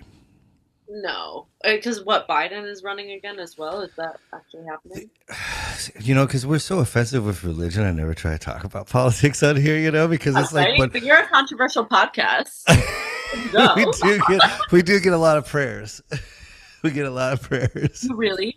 Oh my god. Yeah. Oh my god, that makes me so happy. Yeah. I've gotten a few online trolls because of my work, like with Lilith, and I love that. And that's just because you're more attractive than them, and they get mad. They're like, she's smart and hot. Fuck. See what happens. You work with demons. It's the fountain of youth. Your spirit grows. Yes. From the inside, you become more beautiful every day. You haven't seen this? It's like the opposite of Scientology. It's like the opposite of LA. So yes. The demons want to work with you. Join our church. I hope you'll get prayers for that. I hope. Yeah. If you get any prayers because of this, you better let me know. I love that shit. I will. I might even get texts from old evangelical friends. Oh, do they watch your show? Yeah. Oh, yeah. Nice. Isn't it funny? You talked about demons before. We haven't really talked about demons, no. Because the Bible's just so ridiculous. And what I have found, to cover. it's almost impossible to keep a cohesive conversation if you're reading through the Bible, because 100%, and I'm not saying I don't love certain aspects of it, and I think as long as you keep it like a poem or like what are the life lessons you can learn from, like the Good Samaritan's the shit. The two priests do the bad thing. The bad guy does the good thing. That's fucking sick. Be the guy. Even if everyone thinks you're the bad guy, do the good thing. Like, love that. Fucking actually. Sick. Yeah. Right. And we're coming back to that after you finish your point, because I want to hear what you have to say. But we're going to talk more about bad guys. But continue, because this is interesting. Yeah. So as we're reading the Bible, it's hard to keep I'm showing Jeff because I've always quoted it at him, and he's like, he gets confused and angry. So we haven't gotten to any juicy shit. And the demons, we encountered some in this. It's called the Book of Enoch. Yes, I love the Book of Enoch. Are you kidding me? The Watchers. Dude, that was the All first that. time I've ever read that shit. I've It's never so had good. any. It's Juicy. crazy. Juicy. It's Juicy. so like these fallen angels, these beautiful, divine, like creatures of God who teach humans magic, math, makeup, actually Makeup? sometimes. Like Yeah, the Azazel taught makeup and war stars. totally. One of my favorite fallen angels. Like now they're demons. Come on, like who's really the bad guy? How are we constructing? A You know I fuck with motherfucking monsters. man. A fucking man. My shit. That's what I use to analyze Lilith and all this. Like, why are we making them monsters? What purpose is that serving? Like, these are beautiful angels who are breeding, having sex with human women. Because how could they not? They just taught them how to wear makeup. All of a sudden, human women are attractive. I love the concept of angels having sex with women. Like, I I do love the too. concept of like this divine fornication. It's in Genesis 6 too. It's in Is the it really? canonized Bible. Yeah, the Is Nephilim. it really? Hmm. What verse is the like? Do you have this Genesis handy? 6 4. And in Or those days there were giants. And in those days the divine beings of God saw that the women were beautiful and cope and copulated with them and populated? created giants. It's something, I think it's like that. I used to have Yes, it memorized. I love. But like, No, I'm literally wild. Like I'm blown away. I'm so impressed. and like because if even that makes it through, you know what I'm saying? Because obviously we know now from this vantage point, it's been redacted, it's been edited, it's gone through So social much. change, economic change, linguistics. But like if they left that big of a chunk in right in the beginning, what does this mean? Like, Yeah. What actually? If that's the chunk that they left in, then like imagine what. Yeah, that's a good right? point. That's a good fucking point. This Yeah, book. of I mean, course, right? it's too juicy to be canonized. And it sucks because like, man, I'll tell you one thing: if you are like an Andrew Tate guy, you know, like let's say I doubt there's anyone listening, but like let's say We're you are, speaking to you. you do you want to attract a mate? Do you want to be a badass motherfucker? Learn how to be fucking nice. Learn how to respect everyone. How about you learn how to treat your partner the way they deserve, like someone should treat you? Oh my god. I mean, it's weird, but guess what? It actually works. Actually works. Yeah. Cosplay as one of these fallen angels seducing human women. Like, just be a method actor. Yeah. They already showed us, and that's it. The fucking small dick energy, fucking those guys got in there. They're at a bar out in the desert in Jerusalem. You know, they're like, Yeah. we hate all these guys getting laid all the time. They're fucking demons. Rah, rah, rah, rah. Oh my god. Right? Yo, what the fuck? You actually just blew my mind. Hold I on. think so, right? I don't know. This is the first time I'm Oh thinking my this god. shit. So. Yeah, no, this is a good thought. I co-sign it. This is like a demonic pickup artist conspiracy theorist. Conspiracy theory. Fuck. Do you see? You see what's happening? I do, and I love it. See, now we're on the same level. Great. That is great. That is great. We just need Sam here with some edibles, you know. Oh my And then we god. could. Oh, he's the best, right? I love him. Totally the best. Sam, if you're like, Yeah, he might be listening. Oh. Dude, he's yeah. There's certain people you meet, and you're like, oh, I've known you forever. Yep. Can't Like, forget. dude, I've loved you since I fucking hugged you. We like hugged once in the entrance of Kings, and I was like, I love you. What's your name? Yes. 100% yes. Yeah, you know, and I like this idea of open banter about religion and specifically without sexual or dogmatic boundaries. You know, like I have so much. This has seriously been the most. This is the most fun. I'm having the most fun, and it's kind of nerve wracking for me because I don't know if everything I'm saying is true. I'm just saying what I feel. You know, like. I'm having fun too. Yeah. That's true. That's fucking shit. That's shit. Maybe we need to go to the Red Sea It's really on my bucket list. Like so hardcore for sure. Dude, maybe we should go. I'll bring my wife. We'll go out. We'll party and I'm then we'll down. fucking, but we won't party a couple days so we can go archaeological shit. I would like to do some archaeological digging because I actually feel like you and I could potentially do what archaeologists of the past 100, 200 years haven't been able to do just because we're insane and passionate people. And like I have like the demon shit and you have the biblical shit and we could probably just go. It is the balance. I think this is the balance. Like we can go find the portal to Lilith's lair. Dude. We can go. I feel like she likes me. I feel like if she were real, let's say, all of this like work that I'm doing on her, I think would garner favor. Yeah. Like from like an occultist perspective, like since I study historical occult figures. Even from that perspective, I think that the fact that I just like write and research about her and talk about her would garner favor. Well, and you kind of embody a lot of her spirit. I feel like you do a very good job of like being a strong, kind, loving. Oh, that just tops the last compliment you gave me about you're going to run my presidential game. This is the best compliment I've ever received. Thank you. We're still gonna run that. I'm running on the Lilith platform. Yes. Well, I mean, remember the Lilith Fair? That was pretty popular.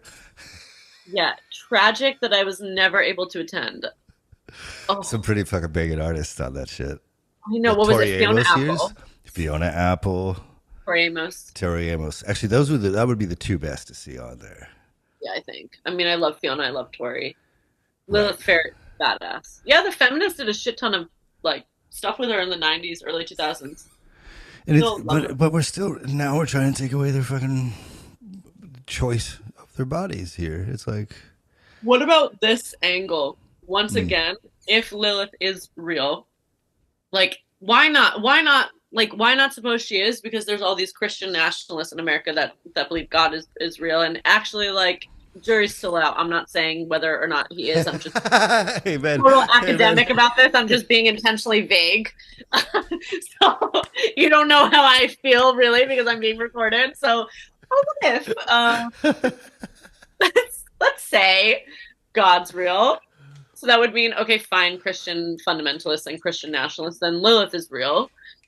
I wouldn't be so worried about like God smiting anything down right now. I would be worried about actually like Lilith just like parting the fucking dirt and rising up from the depths of hell in which she rules and just wreaking havoc in America in particular, because America is for some reason the cultural beacon of the West and sets the tone. Very strange, very undeserved. It's post-World War II nonsense. There has been many decades since then. America is taking away abortion rights. I'm not a big fan. I think Lilith is going to, if she exists, it's only a matter of time. She's going to manifest. Well, that super volcano is waking up. Is it in Washington? Yellowstone. The whole Yellowstone, the entire park is it's the biggest, it's one of the biggest, it's huge. They call it a continent killer. Oh my God, Leif. Like, okay, what? No. We're barely outside of the blast range. This is more reason for you to move out here. But this reason is less, like, utopic and more pragmatic. Yeah, it's crazy shit, dude. That's fucking nuts. And if I didn't watch The Last of Us recently, too, I think I'd have a little bit more. I can't even touch that. Yeah. Dude, so you watched that. There's this amazing episode. I have to tell you about it because you should probably watch just this one because it's like there's this story, this post-apocalyptic story, and then the third episode is just this random love story that you don't expect at all, and it's Nick Offerman. Yes, Ron Swanson. Ron Swanson is in this town, and when the government comes in and starts rounding everybody up, he's in a bunker in the basement watching with a gun, and when everyone leaves, he goes to Home Depot, builds a fence and a defense all around the town, and he like grows garden. He has animals. He has like a utopia. Like the entire town is his, and he's always alone playing piano, eating. And then in one of his traps, a man falls. And I don't want to say too much, but it turns out that it's the best love story in the world. It's the most beautiful. Erotic? It's yes. Oh, dude, it's like the Notebook level for me. Oh Like my God. it's like one of the best love stories I've ever seen. It's just like 45 minutes. It's amazing. Okay, beautiful. Maybe I'll Yeah. watch just that episode. But yeah, it Because I sparked. do like, Yeah. Sorry. well, no, I like the idea of like love prevailing Yeah. in dystopia. First being like Nick Offerman's character and the love of the land and the animals and himself and his hobbies, and then being the love with another person. Yeah. Fuck. Which was denied his whole life because it's counterculture to the society he grew in, you know, and like it's just Oh, like, of course. yeah, it's so good, dude. Oh, You wow. see what I'm saying? Yeah, it goes it's so great, and they do it perfectly. Like I don't know the other actor, he was amazing though, but like, and I love that love wins. I think that's actually why I'm kind of like romanticized Jesus in my head because You can absolutely romanticize. That's valid. Jesus is he's a giving, loving, protective, like the God of the universe comes down and gets tortured for you. yeah. That's some love. I mean, it's metal and it's love. It's beautiful. It's like asceticism and love. Jesus is one of the most loving historical figures like of all time. As are actually like so many of those crazy Catholic saints that I fuck so hard with that like do crazy shit like orgasm in front of sculptures or eat people's scabs. Like what's the orgasm in front of structures? What? Wait a second, orgasm? Wait a second. Sorry, what'd you say? What is it? Saint Teresa of Avila is like the orgasming ecstatic saint. Wow. It's like having orgasmic visions of God and Jesus, and like there's like that statue of her like orgasming in front of an angel with like an arrow about to stab her, but it's like good pain. See, this is why it works because I have zero experience with fun shit, and you know all the fun shit. Because like what? Who wouldn't go to church if there was orgasms being passed out? Yeah, exactly. Amen. Right? Seriously. Dude. Amen. Anyone orgasm. Fuck the free cookie and coffee. I want to come hard, bitch.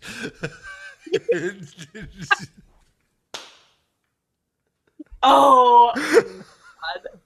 Iconic. I think we're building a church. I think that's what I it think is. actually, It'll be a like what's happening here tonight is very much like we're building either like a political movement or a church or like just like a fucking commune. Yeah, we might just have down. we just have to get some people that are good at investments so we can buy an island.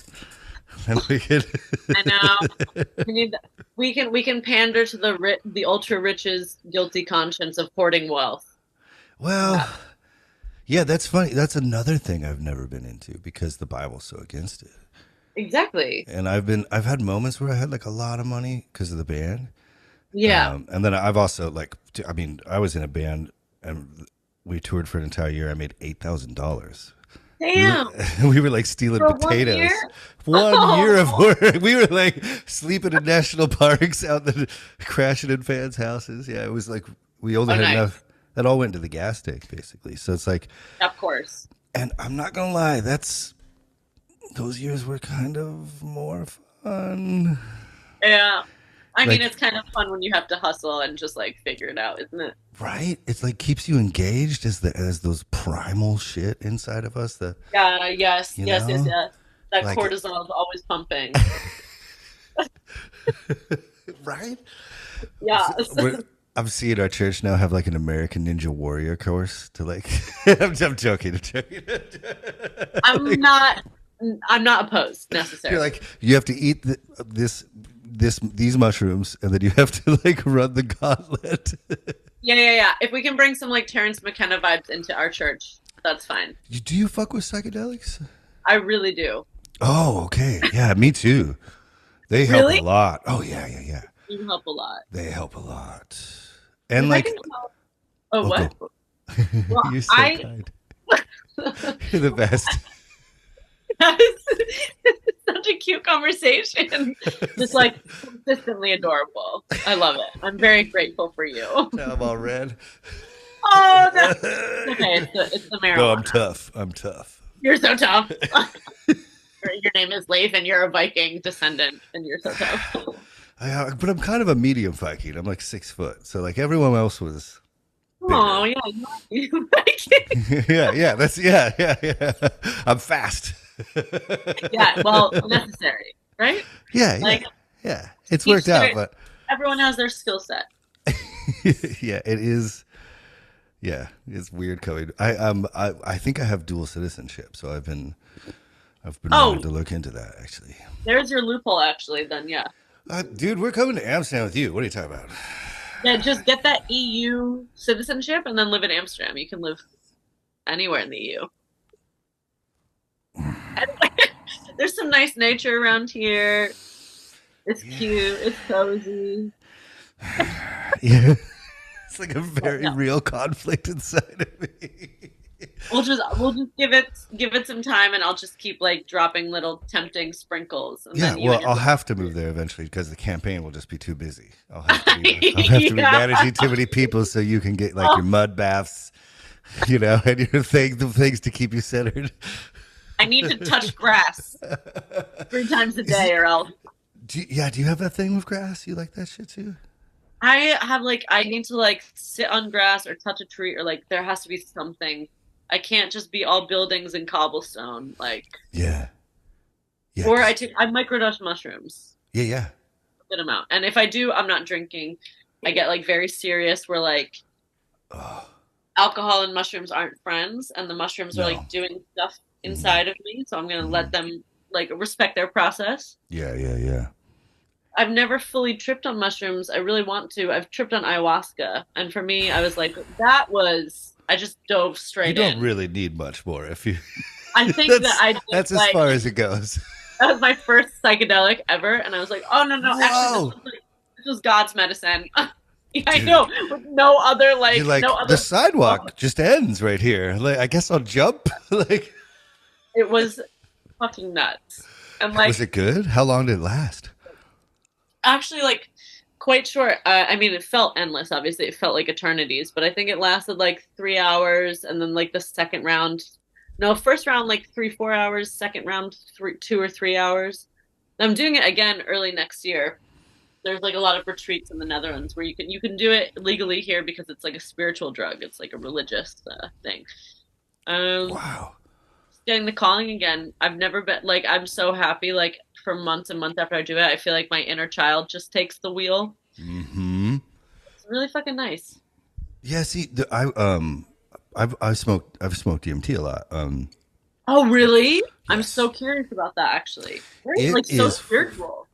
Yeah, it definitely brought back all the positivity with spiritual experiences for me.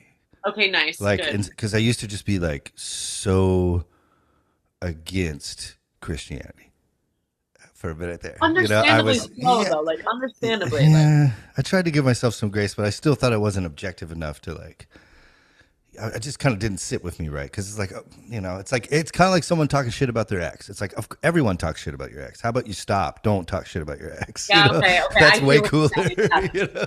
Yeah. Because I was traumatized by my ex, and you guys just watched it. Yeah, I was. Yeah. So, and it definitely came in those moments. So, if you take 3 hits of it, you'll have the trip. And one night I took 14. What? No. Yeah. So, real? Yeah. How did you come back? So I ended up getting a job a week later that that actually made real money. My life a week later was instantly fixed. Yeah. Plug some pilsners. Yeah.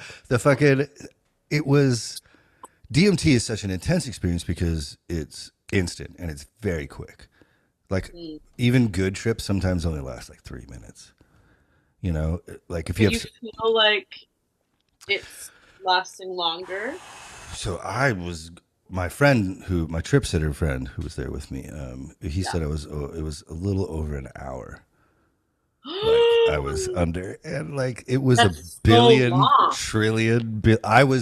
I got to go be like, I was Van Gogh for a minute. I was Ryan Adams. I got to be Mick Jagger. Their life was a Rolodex, and I could just like look through anyone throughout history and go live like right through their eyes.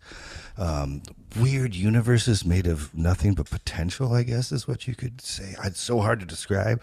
It also made fun of me. Yeah.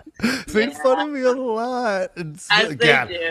I'm okay now. I'm so high. I'll be yeah. So like, you know, sex was always like you have to save it for marriage. And my family, everyone but me saved their first kiss for the altar. So you're not even allowed to really? Yeah. Oh my God. Right. So that's the level of repression. You know, so like when I had done this, I was single, you know, and I didn't even know. I thought God would smite you with a lightning bolt, essentially, if you had sex outside of a, you know, and so very common belief, yes. So I get transported to this realm that is all like clip art, like South Park, and it's just like guys and girls' butts spinning. Like you could just, and it's just like 12 or 15 of them hanging in, and there's this bad porn music playing. And this voice appears in my head. It's like, you know, like, this voice is like, you've been having a lot of sex, slave. And it was like, I was like, It's like, it kind of like mockingly made fun of me. It's like, that's only one level of connection and vibration. And there's so many deeper. And you're like getting caught up in this one and then instantly shot into this other realm. Oh my God. Yeah, and then, you know, brought you on your journey. That's fucking hilarious. That's amazing. Yeah, it was so weird. And to have one of the, I mean, ayahuasca is the same thing. So it's like, if you have a piercing the veil moment, you're like, to me, it was like standing next to the ocean. You know, I'm like, I am tiny. Yeah. The tininess aspect of it is Sobering. Sobering to say the least. Yeah. Sobering. But it's also like, oh, I am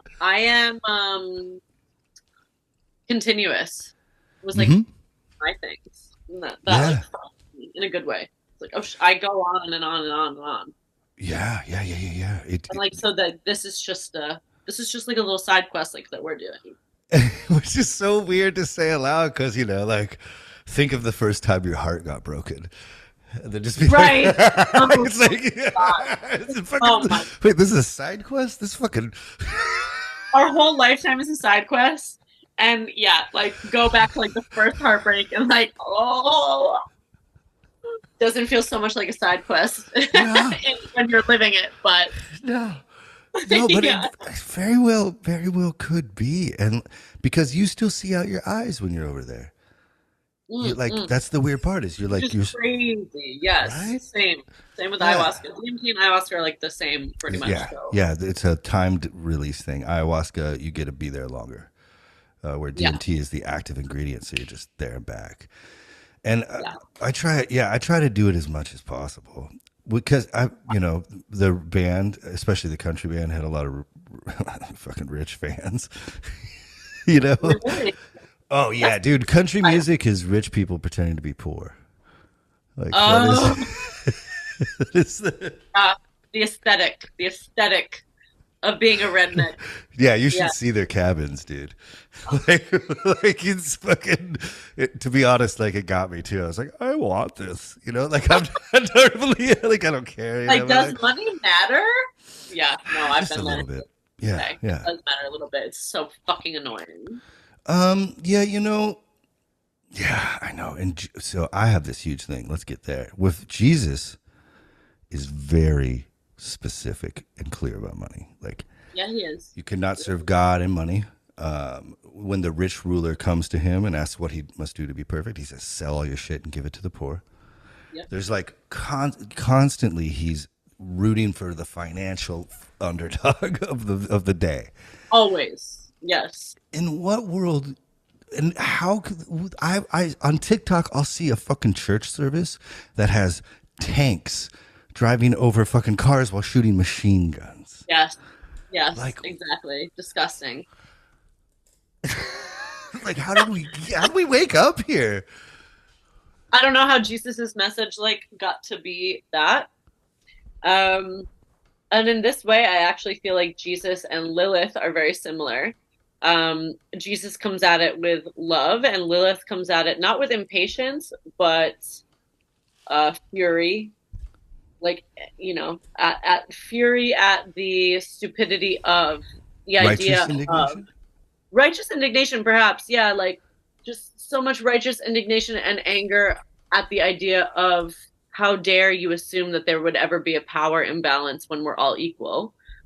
And Jesus comes at it with like this love of like, I mean, but actually Jesus has his righteous anger as well, like against tax collectors, landlords. He like, supposedly ruined the temple or like had his temper tantrum there, which I co-signed. To be honest, he doesn't even like people who aren't Jewish. If you take some of the verses, he's against reaching Gentiles.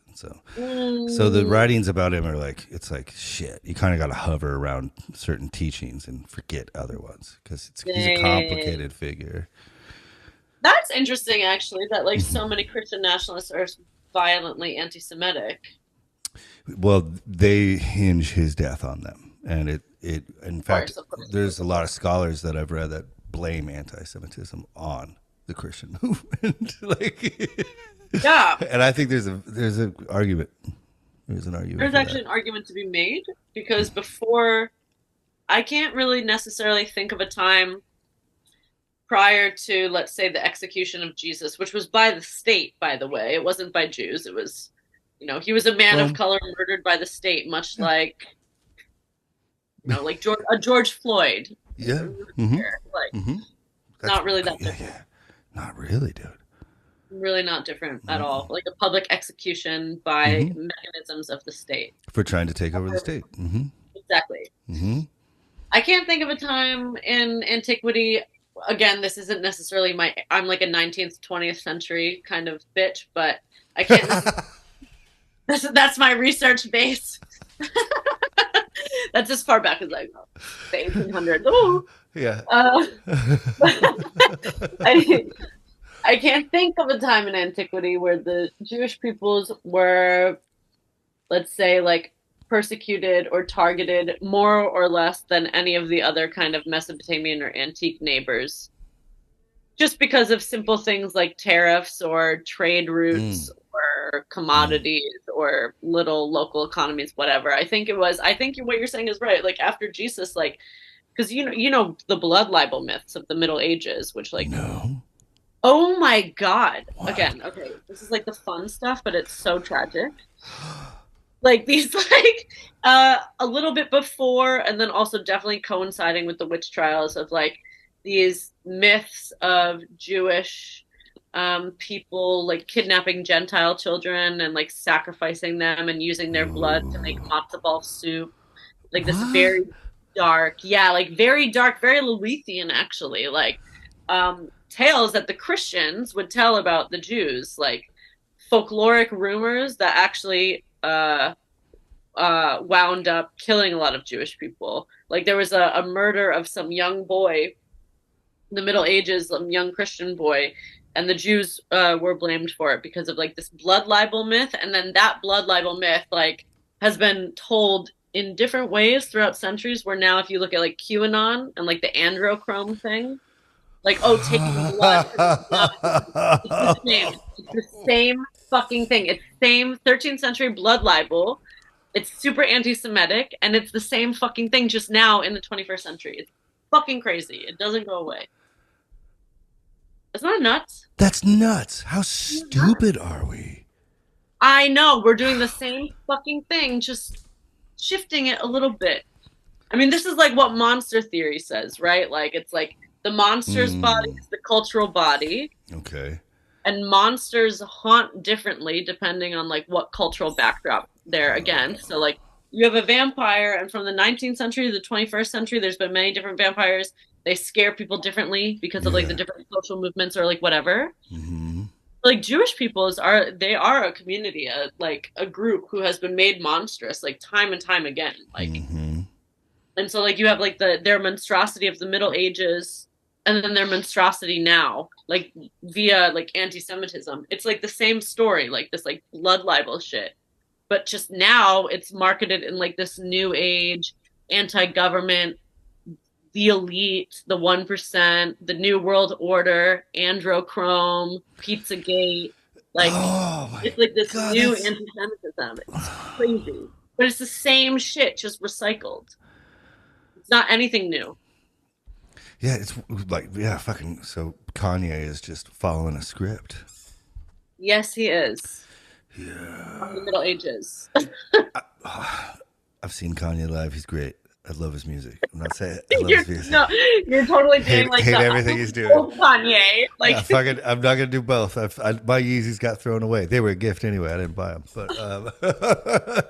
but yeah, good man. I'm But not I into. understand your pain. Right. It's like I'm not like literally Jonah Bergman. Like I said, one of my. Yeah. He's one of the most important people in my life because he challenged my faith in a logical way that caused me to think. I have so many You're of my so friends special. are. What now? That's very special. Like, Dude. if somebody can challenge your faith, or if somebody can inject a little bit of faith in someone who's faithless, like that's a very special thing that happens, I think. Yeah, yeah. It was just one of those, I like we were having a conversation and he did I that. know. And I know. I stopped him. I'm like, thank you. That's all I needed. And then I went and read a bunch more, and I found out I was like, oh, this is fuck. You're like, oh no. Oh no. I was so wrong. Yeah. The Pizzagate, I don't know, Oh, the anti-Semitism almost gives this shit credibility in a way. You know what I'm saying? It's like, yeah. is it real? But it's so like the anti-Semitism is so enduring for like so many centuries. It's ridiculous. It's ridiculous. But it's the people don't realize that it's the same story because not like your everyday fucking person doesn't fuck with history, but history always repeats. And so if you look at history, you actually just have a roadmap of like what's going to happen next. Oh no. And so it's like, this is why, like, I'm a historian. I'm nerdy as shit. Yeah. But I'm trying to tell y'all that this, that's my whole thing. I'm just like, listen to me. I have demons. I have sex. Hey, but I also have warnings. Okay? I also have warnings. And no one wants the last part. I do. Get the fuck over here. It's fun, yo. Like coming. we got orgasms and theology. How could you not? How could you not be into this? Theology. Fascism's on the rise. What? Oh God, it's so scary, right? It is really scary, but it's predictable because history just repeats, and so it's like, Yep. And I mean, let's get really shitty. Okay, I'm gonna say some shitty stuff here because I was up in this country town for quite a while. Trying to flip this house. Yes. I just did everything myself. It sucked. Well, I had a buddy help for a little bit, but and so you're around. I'm drinking with my neighbors and talking to them. They're all the people that like have denied technology, have not automated sections of their life, don't make much money. They're disenfranchised. Now they're on welfare. A lot of them, and so it's like the entire backbone of that Republican, like pull yourself up by your bootstraps, is like collapsed in on itself. And these people aren't realizing that they're waking up to the fact that they are like the broke, impoverished. They're not adapting. They're refusing to grow as humans. No, this is fucking what we stay. And now it's like radicalizing. Now that this is how you create like, So some of these like former stereotypical Republicans are radicalizing. But to the left or to the right? You're talking about right. Yeah, no, to the right. It's so like close. I'm sure. Yeah, I'm sure there's both. But my experience is both, but it's more to the right, which is so sad because there's some like the left also doesn't like the government. Yeah, the left also sees like the politicians as being huge hypocrites, but then radicalization to the right is like putting too much trust in the politicians and just blaming immigrants or people of color. It's like you're so fucking close. You need someone to blame. blame the real fucking bad guy. Yeah, which is really But your then closeted homosexuality. it's your closet There's so many of them homosexuality are closeted. and it's your congressman. It's both. And Who your are congressman also probably has closeted homosexuality. So is this just like the issue of humanity right now? It's closeted homosexuality across the board. It could be. It was not. I mean, my family taught me that if I was gay, I would not be allowed to live at the house or come to Christmas or. When you even still like, would you? Well, I don't live at the house to go to Christmas, so I guess it's basically worked. Like, yeah. Have you told your family that if you have enough red wine, everyone's gay? Have you told them? I think I have, honestly. Yeah, I try. When all that shit happened with Trump, because they're like all QAnon, and by the way, they are. Well, so I can say this kind of stuff because my immediate family are great. I love them. They do have crazy beliefs. They do, but like as humans, they're fantastic. But they and that are, does. Yeah, that has nuance. There's nuance there. Yeah. But they hang out with homeschoolers still. They're homeschoolers. One of my sister has 8 kids. The other one's almost having her 7th. And they homeschool all of them. Oh my God. So their social group is great. And they're constantly inviting people to dinner. You know, it's like great as in I say like a fun petri dish of thought, you know? Yeah, fun. Fun. It's interesting. So, you know, there was this Thanksgiving dinner with a lot of boisterous, like outward emoting of righteous Jesus values. And every time I'd just be like, hey, can you pass the salt? Grab her by the pussy. And like to anything I said, I just said grab her by the pussy. Like, oh my God. Did you get kicked out? Like what No, happened? because they were like they were trying to say how that was fine. That was just locker room talk, you know? And so So you're just literally oh my God. This is the example of like little miniature resistance that I love. I have all the time in the world for that shit. All the time. We're going to start a movement of this shit and we're going to empower people. We're getting dangerously close. Yeah, this is like a fight club or like a cacophony group. This is becoming a fight club, but like with like love and empathy and compassion. Yeah, utopia. Yes. Hilarious. So, oh my God, yes. Are you smoking more? I love it. Yeah. I'm happy to be here. This has been like so fucking fun. It is so fun. Most fun. But if this is like you guys bringing the feminine is me being on now a little tipsy after hour number 2 being like happy to do it. You're like my cross to bear. I got this. I'll take this all the way to go Gotham, guys. Yeah, fine with that. And we've talked about so much, like political tension. We actually have talked about so much. Right? I didn't anticipate to go on like a leftist rant. Yeah, I think it's a good thing. I respect anyone's opinion. I have friends that are awesome, and they call themselves Christians and Republicans. Yeah. I don't necessarily align with many of some of their political things, but you know, for some reason, for them, they can just leave that at the door. They're like, that's, you know, they consider immigration or something even bigger, so they're just going to side with it, you know. And it's, I don't think it's, I just, all these sacred cows just need to go. Like it's like every fucking.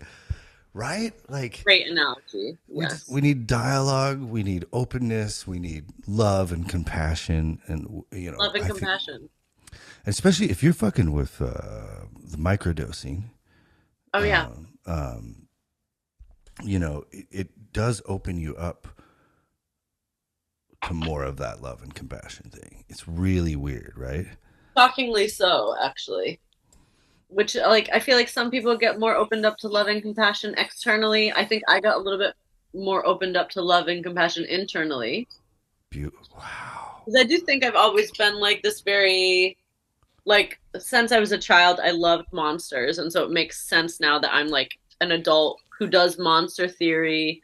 I argue on behalf of demons and vilified historical figures and vilified mythic figures. Like, this all makes sense.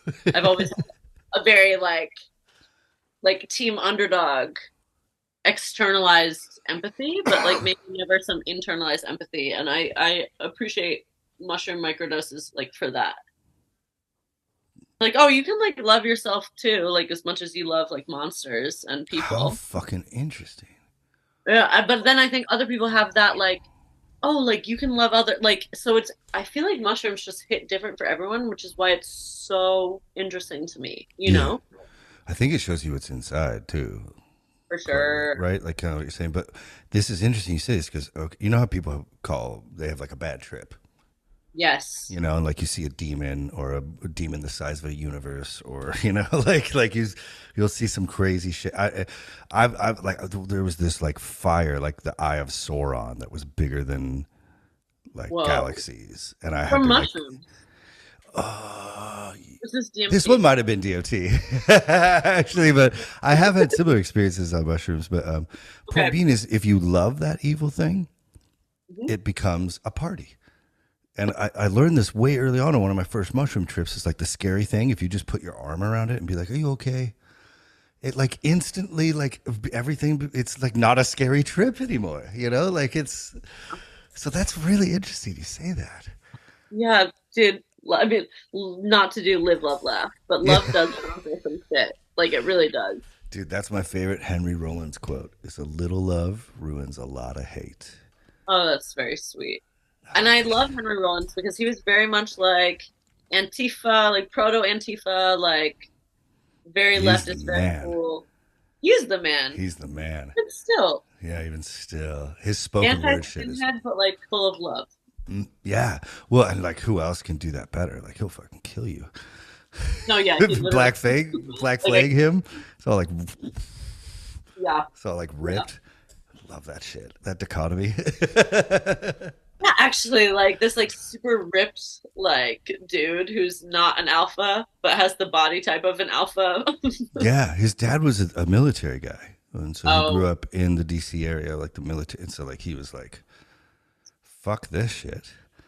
yeah, So he exactly. does look like that. Like when he has the crew cut and no neck, you know, he's like he's fucking. You ever seen Friday Night Lights, bro? Like he definitely looks like he would fit in with the American Pie crowd better. Oh my god, he totally does. Oh wow. Yeah. Yep. Oh, But Henry. we need a spot for them too. Like Yeah. I don't ever if a dude tells me like I have a comedian friend and I'll name him. Okay.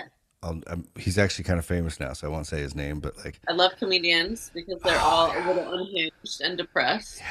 living here Why is they're great so for it. funny. Yeah, we go all the time. I love that shit. But he was on stage talking about how men have it so hard right now. And like Mm. instantly in me, like this like little light bulb went off, you know, like my eyes go, you know, like it's like, okay, so do men have it hard right now, or are all the fake bullshit shoots and ladders you had to success now gone because equality and conversation is opening up? And Yeah. There's a balance being rectified. it's like, Exactly. I'm a dude. I don't feel like I have it hard right now. I don't. Yeah, and see, I would also err on the side of what you're saying. Like, if the scales are being balanced, then whoever was all the way up here might feel a little bit of a, but that's not oppression. That's just things coming back into balance. No, that's you just have to compete now, fuckface. Like, Yeah, no, exactly. You just have to actually compete. you just have And to maybe show up. actually just scared that it's going to go like this, and then there's going to be matriarchy, and you're going to get treated the same exact way that you have been treating women or underlings or people that you have been able to perceive as less than you. I think that's inherently the thing is like whenever the scales start coming down a little bit, people who are here and then now they're here get afraid that it's going to go like, "Burp," and then they're going to be treated poorly. But that is an implicit acknowledgement that they have also been treating people It's poorly. fucking projection, ain't it? It's projection. Amen. That's Fuck. it. Thank you. It is Yeah. projection. Humans are Yeah. way too fear based and way too projection based. And that's going to get us nowhere. Manipulation is like a Ooh. massive temptation because it works so well. So every human has to like, I mean, I have to work really hard. I mean, I used to, you know, with the Christian shit, to not just lie because Yo, you're trying to reach people for Christ, so you're just practicing lying. Yeah, it's advanced lying, aka manipulation. Yeah. Oh, it's so gross, And right? people want to be manipulated sometimes because, again, like loneliness, like the loneliness thing, like people are lonely, people want answers. People want a daddy. People want a daddy. And they kind I'm of trying need to it, give to be people a honest. mommy. We have Yeah, Lilith. yeah. And maybe that is, yeah, what if we are? What if we're bringing balance to the world with our, Yes, that's the with mommy this? wound. Lilith. Oh, man, that's a mommy wound. The mommy wound. That's a hard one. Yeah, we Yeah, all have that's our a, mommy wounds. yeah, dude, I lost mine last October. So Hmm. it was really God, weird. I'm so sorry. Yeah, Oh, thank you. fuck. Thank you. Yeah. Well, it's also weird because, like, I knew they would have a problem with the podcast with, Yeah, of because they course. don't even know I smoke weed, like, Oh, uh-oh. and to be honest, I did wait. She was very sick for a long time, so I waited to put it out till I thought it was, but she ended up living a lot longer, and her congregation was incredibly offended by it. So I was supposed to do all the music at her funeral. I put together a band, and because of Um, the podcast, they wouldn't let me. are you serious? Because of this Yeah, podcast, yeah. they wouldn't let you do the music for your mom's funeral. Mm-mm. And they had the authority to say that. I mean, it's their church, like the Oh, church my shit. mom. They, Which that's the trumps, only place they have authority. Yeah, it ends right at and the they front won't door. use it. Fuck. Yeah, it was a little bummer too. It's like what it could have been an interesting time to be like, but to show acceptance and maybe some openness, and people of different beliefs can coexist and get along, but it's, Well, yeah, I like what you're saying there. yeah, I wish it Because could have that is been. like the only way forward, honestly. Like, a lot of people critique, like, let's say the stereotypical right, which would be like the people that you're speaking of stereotypically, like the congregation. But you could also critique like the left, and I am a leftist, so I feel like I am like it's okay for me, or I'm valid in doing this, but like the left in terms of like this cancel culture and this PC policing is pretty akin to like the stereotypical right, Yeah, right? And like they're, like, oh well, this is our congregation and like we don't allow this. This is it's like the same thing going on, like shutting the others down instead of totally, building bridges. Like totally. and you have to, like if I was still living in America and I had a neighbor who was like a Republican and maybe even a little fucking racist, I'd have to, like, I'm a white person, so their racism actually isn't going to affect me. I can just try to take it on the chin and be like, I don't like your fucking opinions, but you're a human and you're working class, and I think that I could convince you that collaborating with like people that you're scared of is actually in your best interest. So I'm going to try. I'm not going to like not talk to you and ostracize you because you're like a Republican.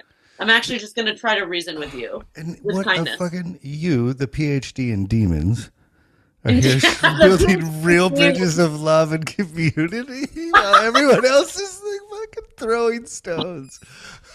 actually, yes. Let's have this like on the record. If any like right-wing Christians are listening, I am the demonologist advocating for cooperation, collaboration, and love-based solutions. Oh my god, So, that so is that is the best thing I've ever heard. This is the best thing. and this is the space that we are creating. We Like, have to do this again. we will do this again. Yeah, We we will. have to do this again. It's been too fun. It's been This too is fun. I've learned this so is much. me too. Me too. And like strangely, I'm like filled with hope right now. Where Me normally I'm too. not. Like I do think, because I'm afraid my optimism can be weaponized against me.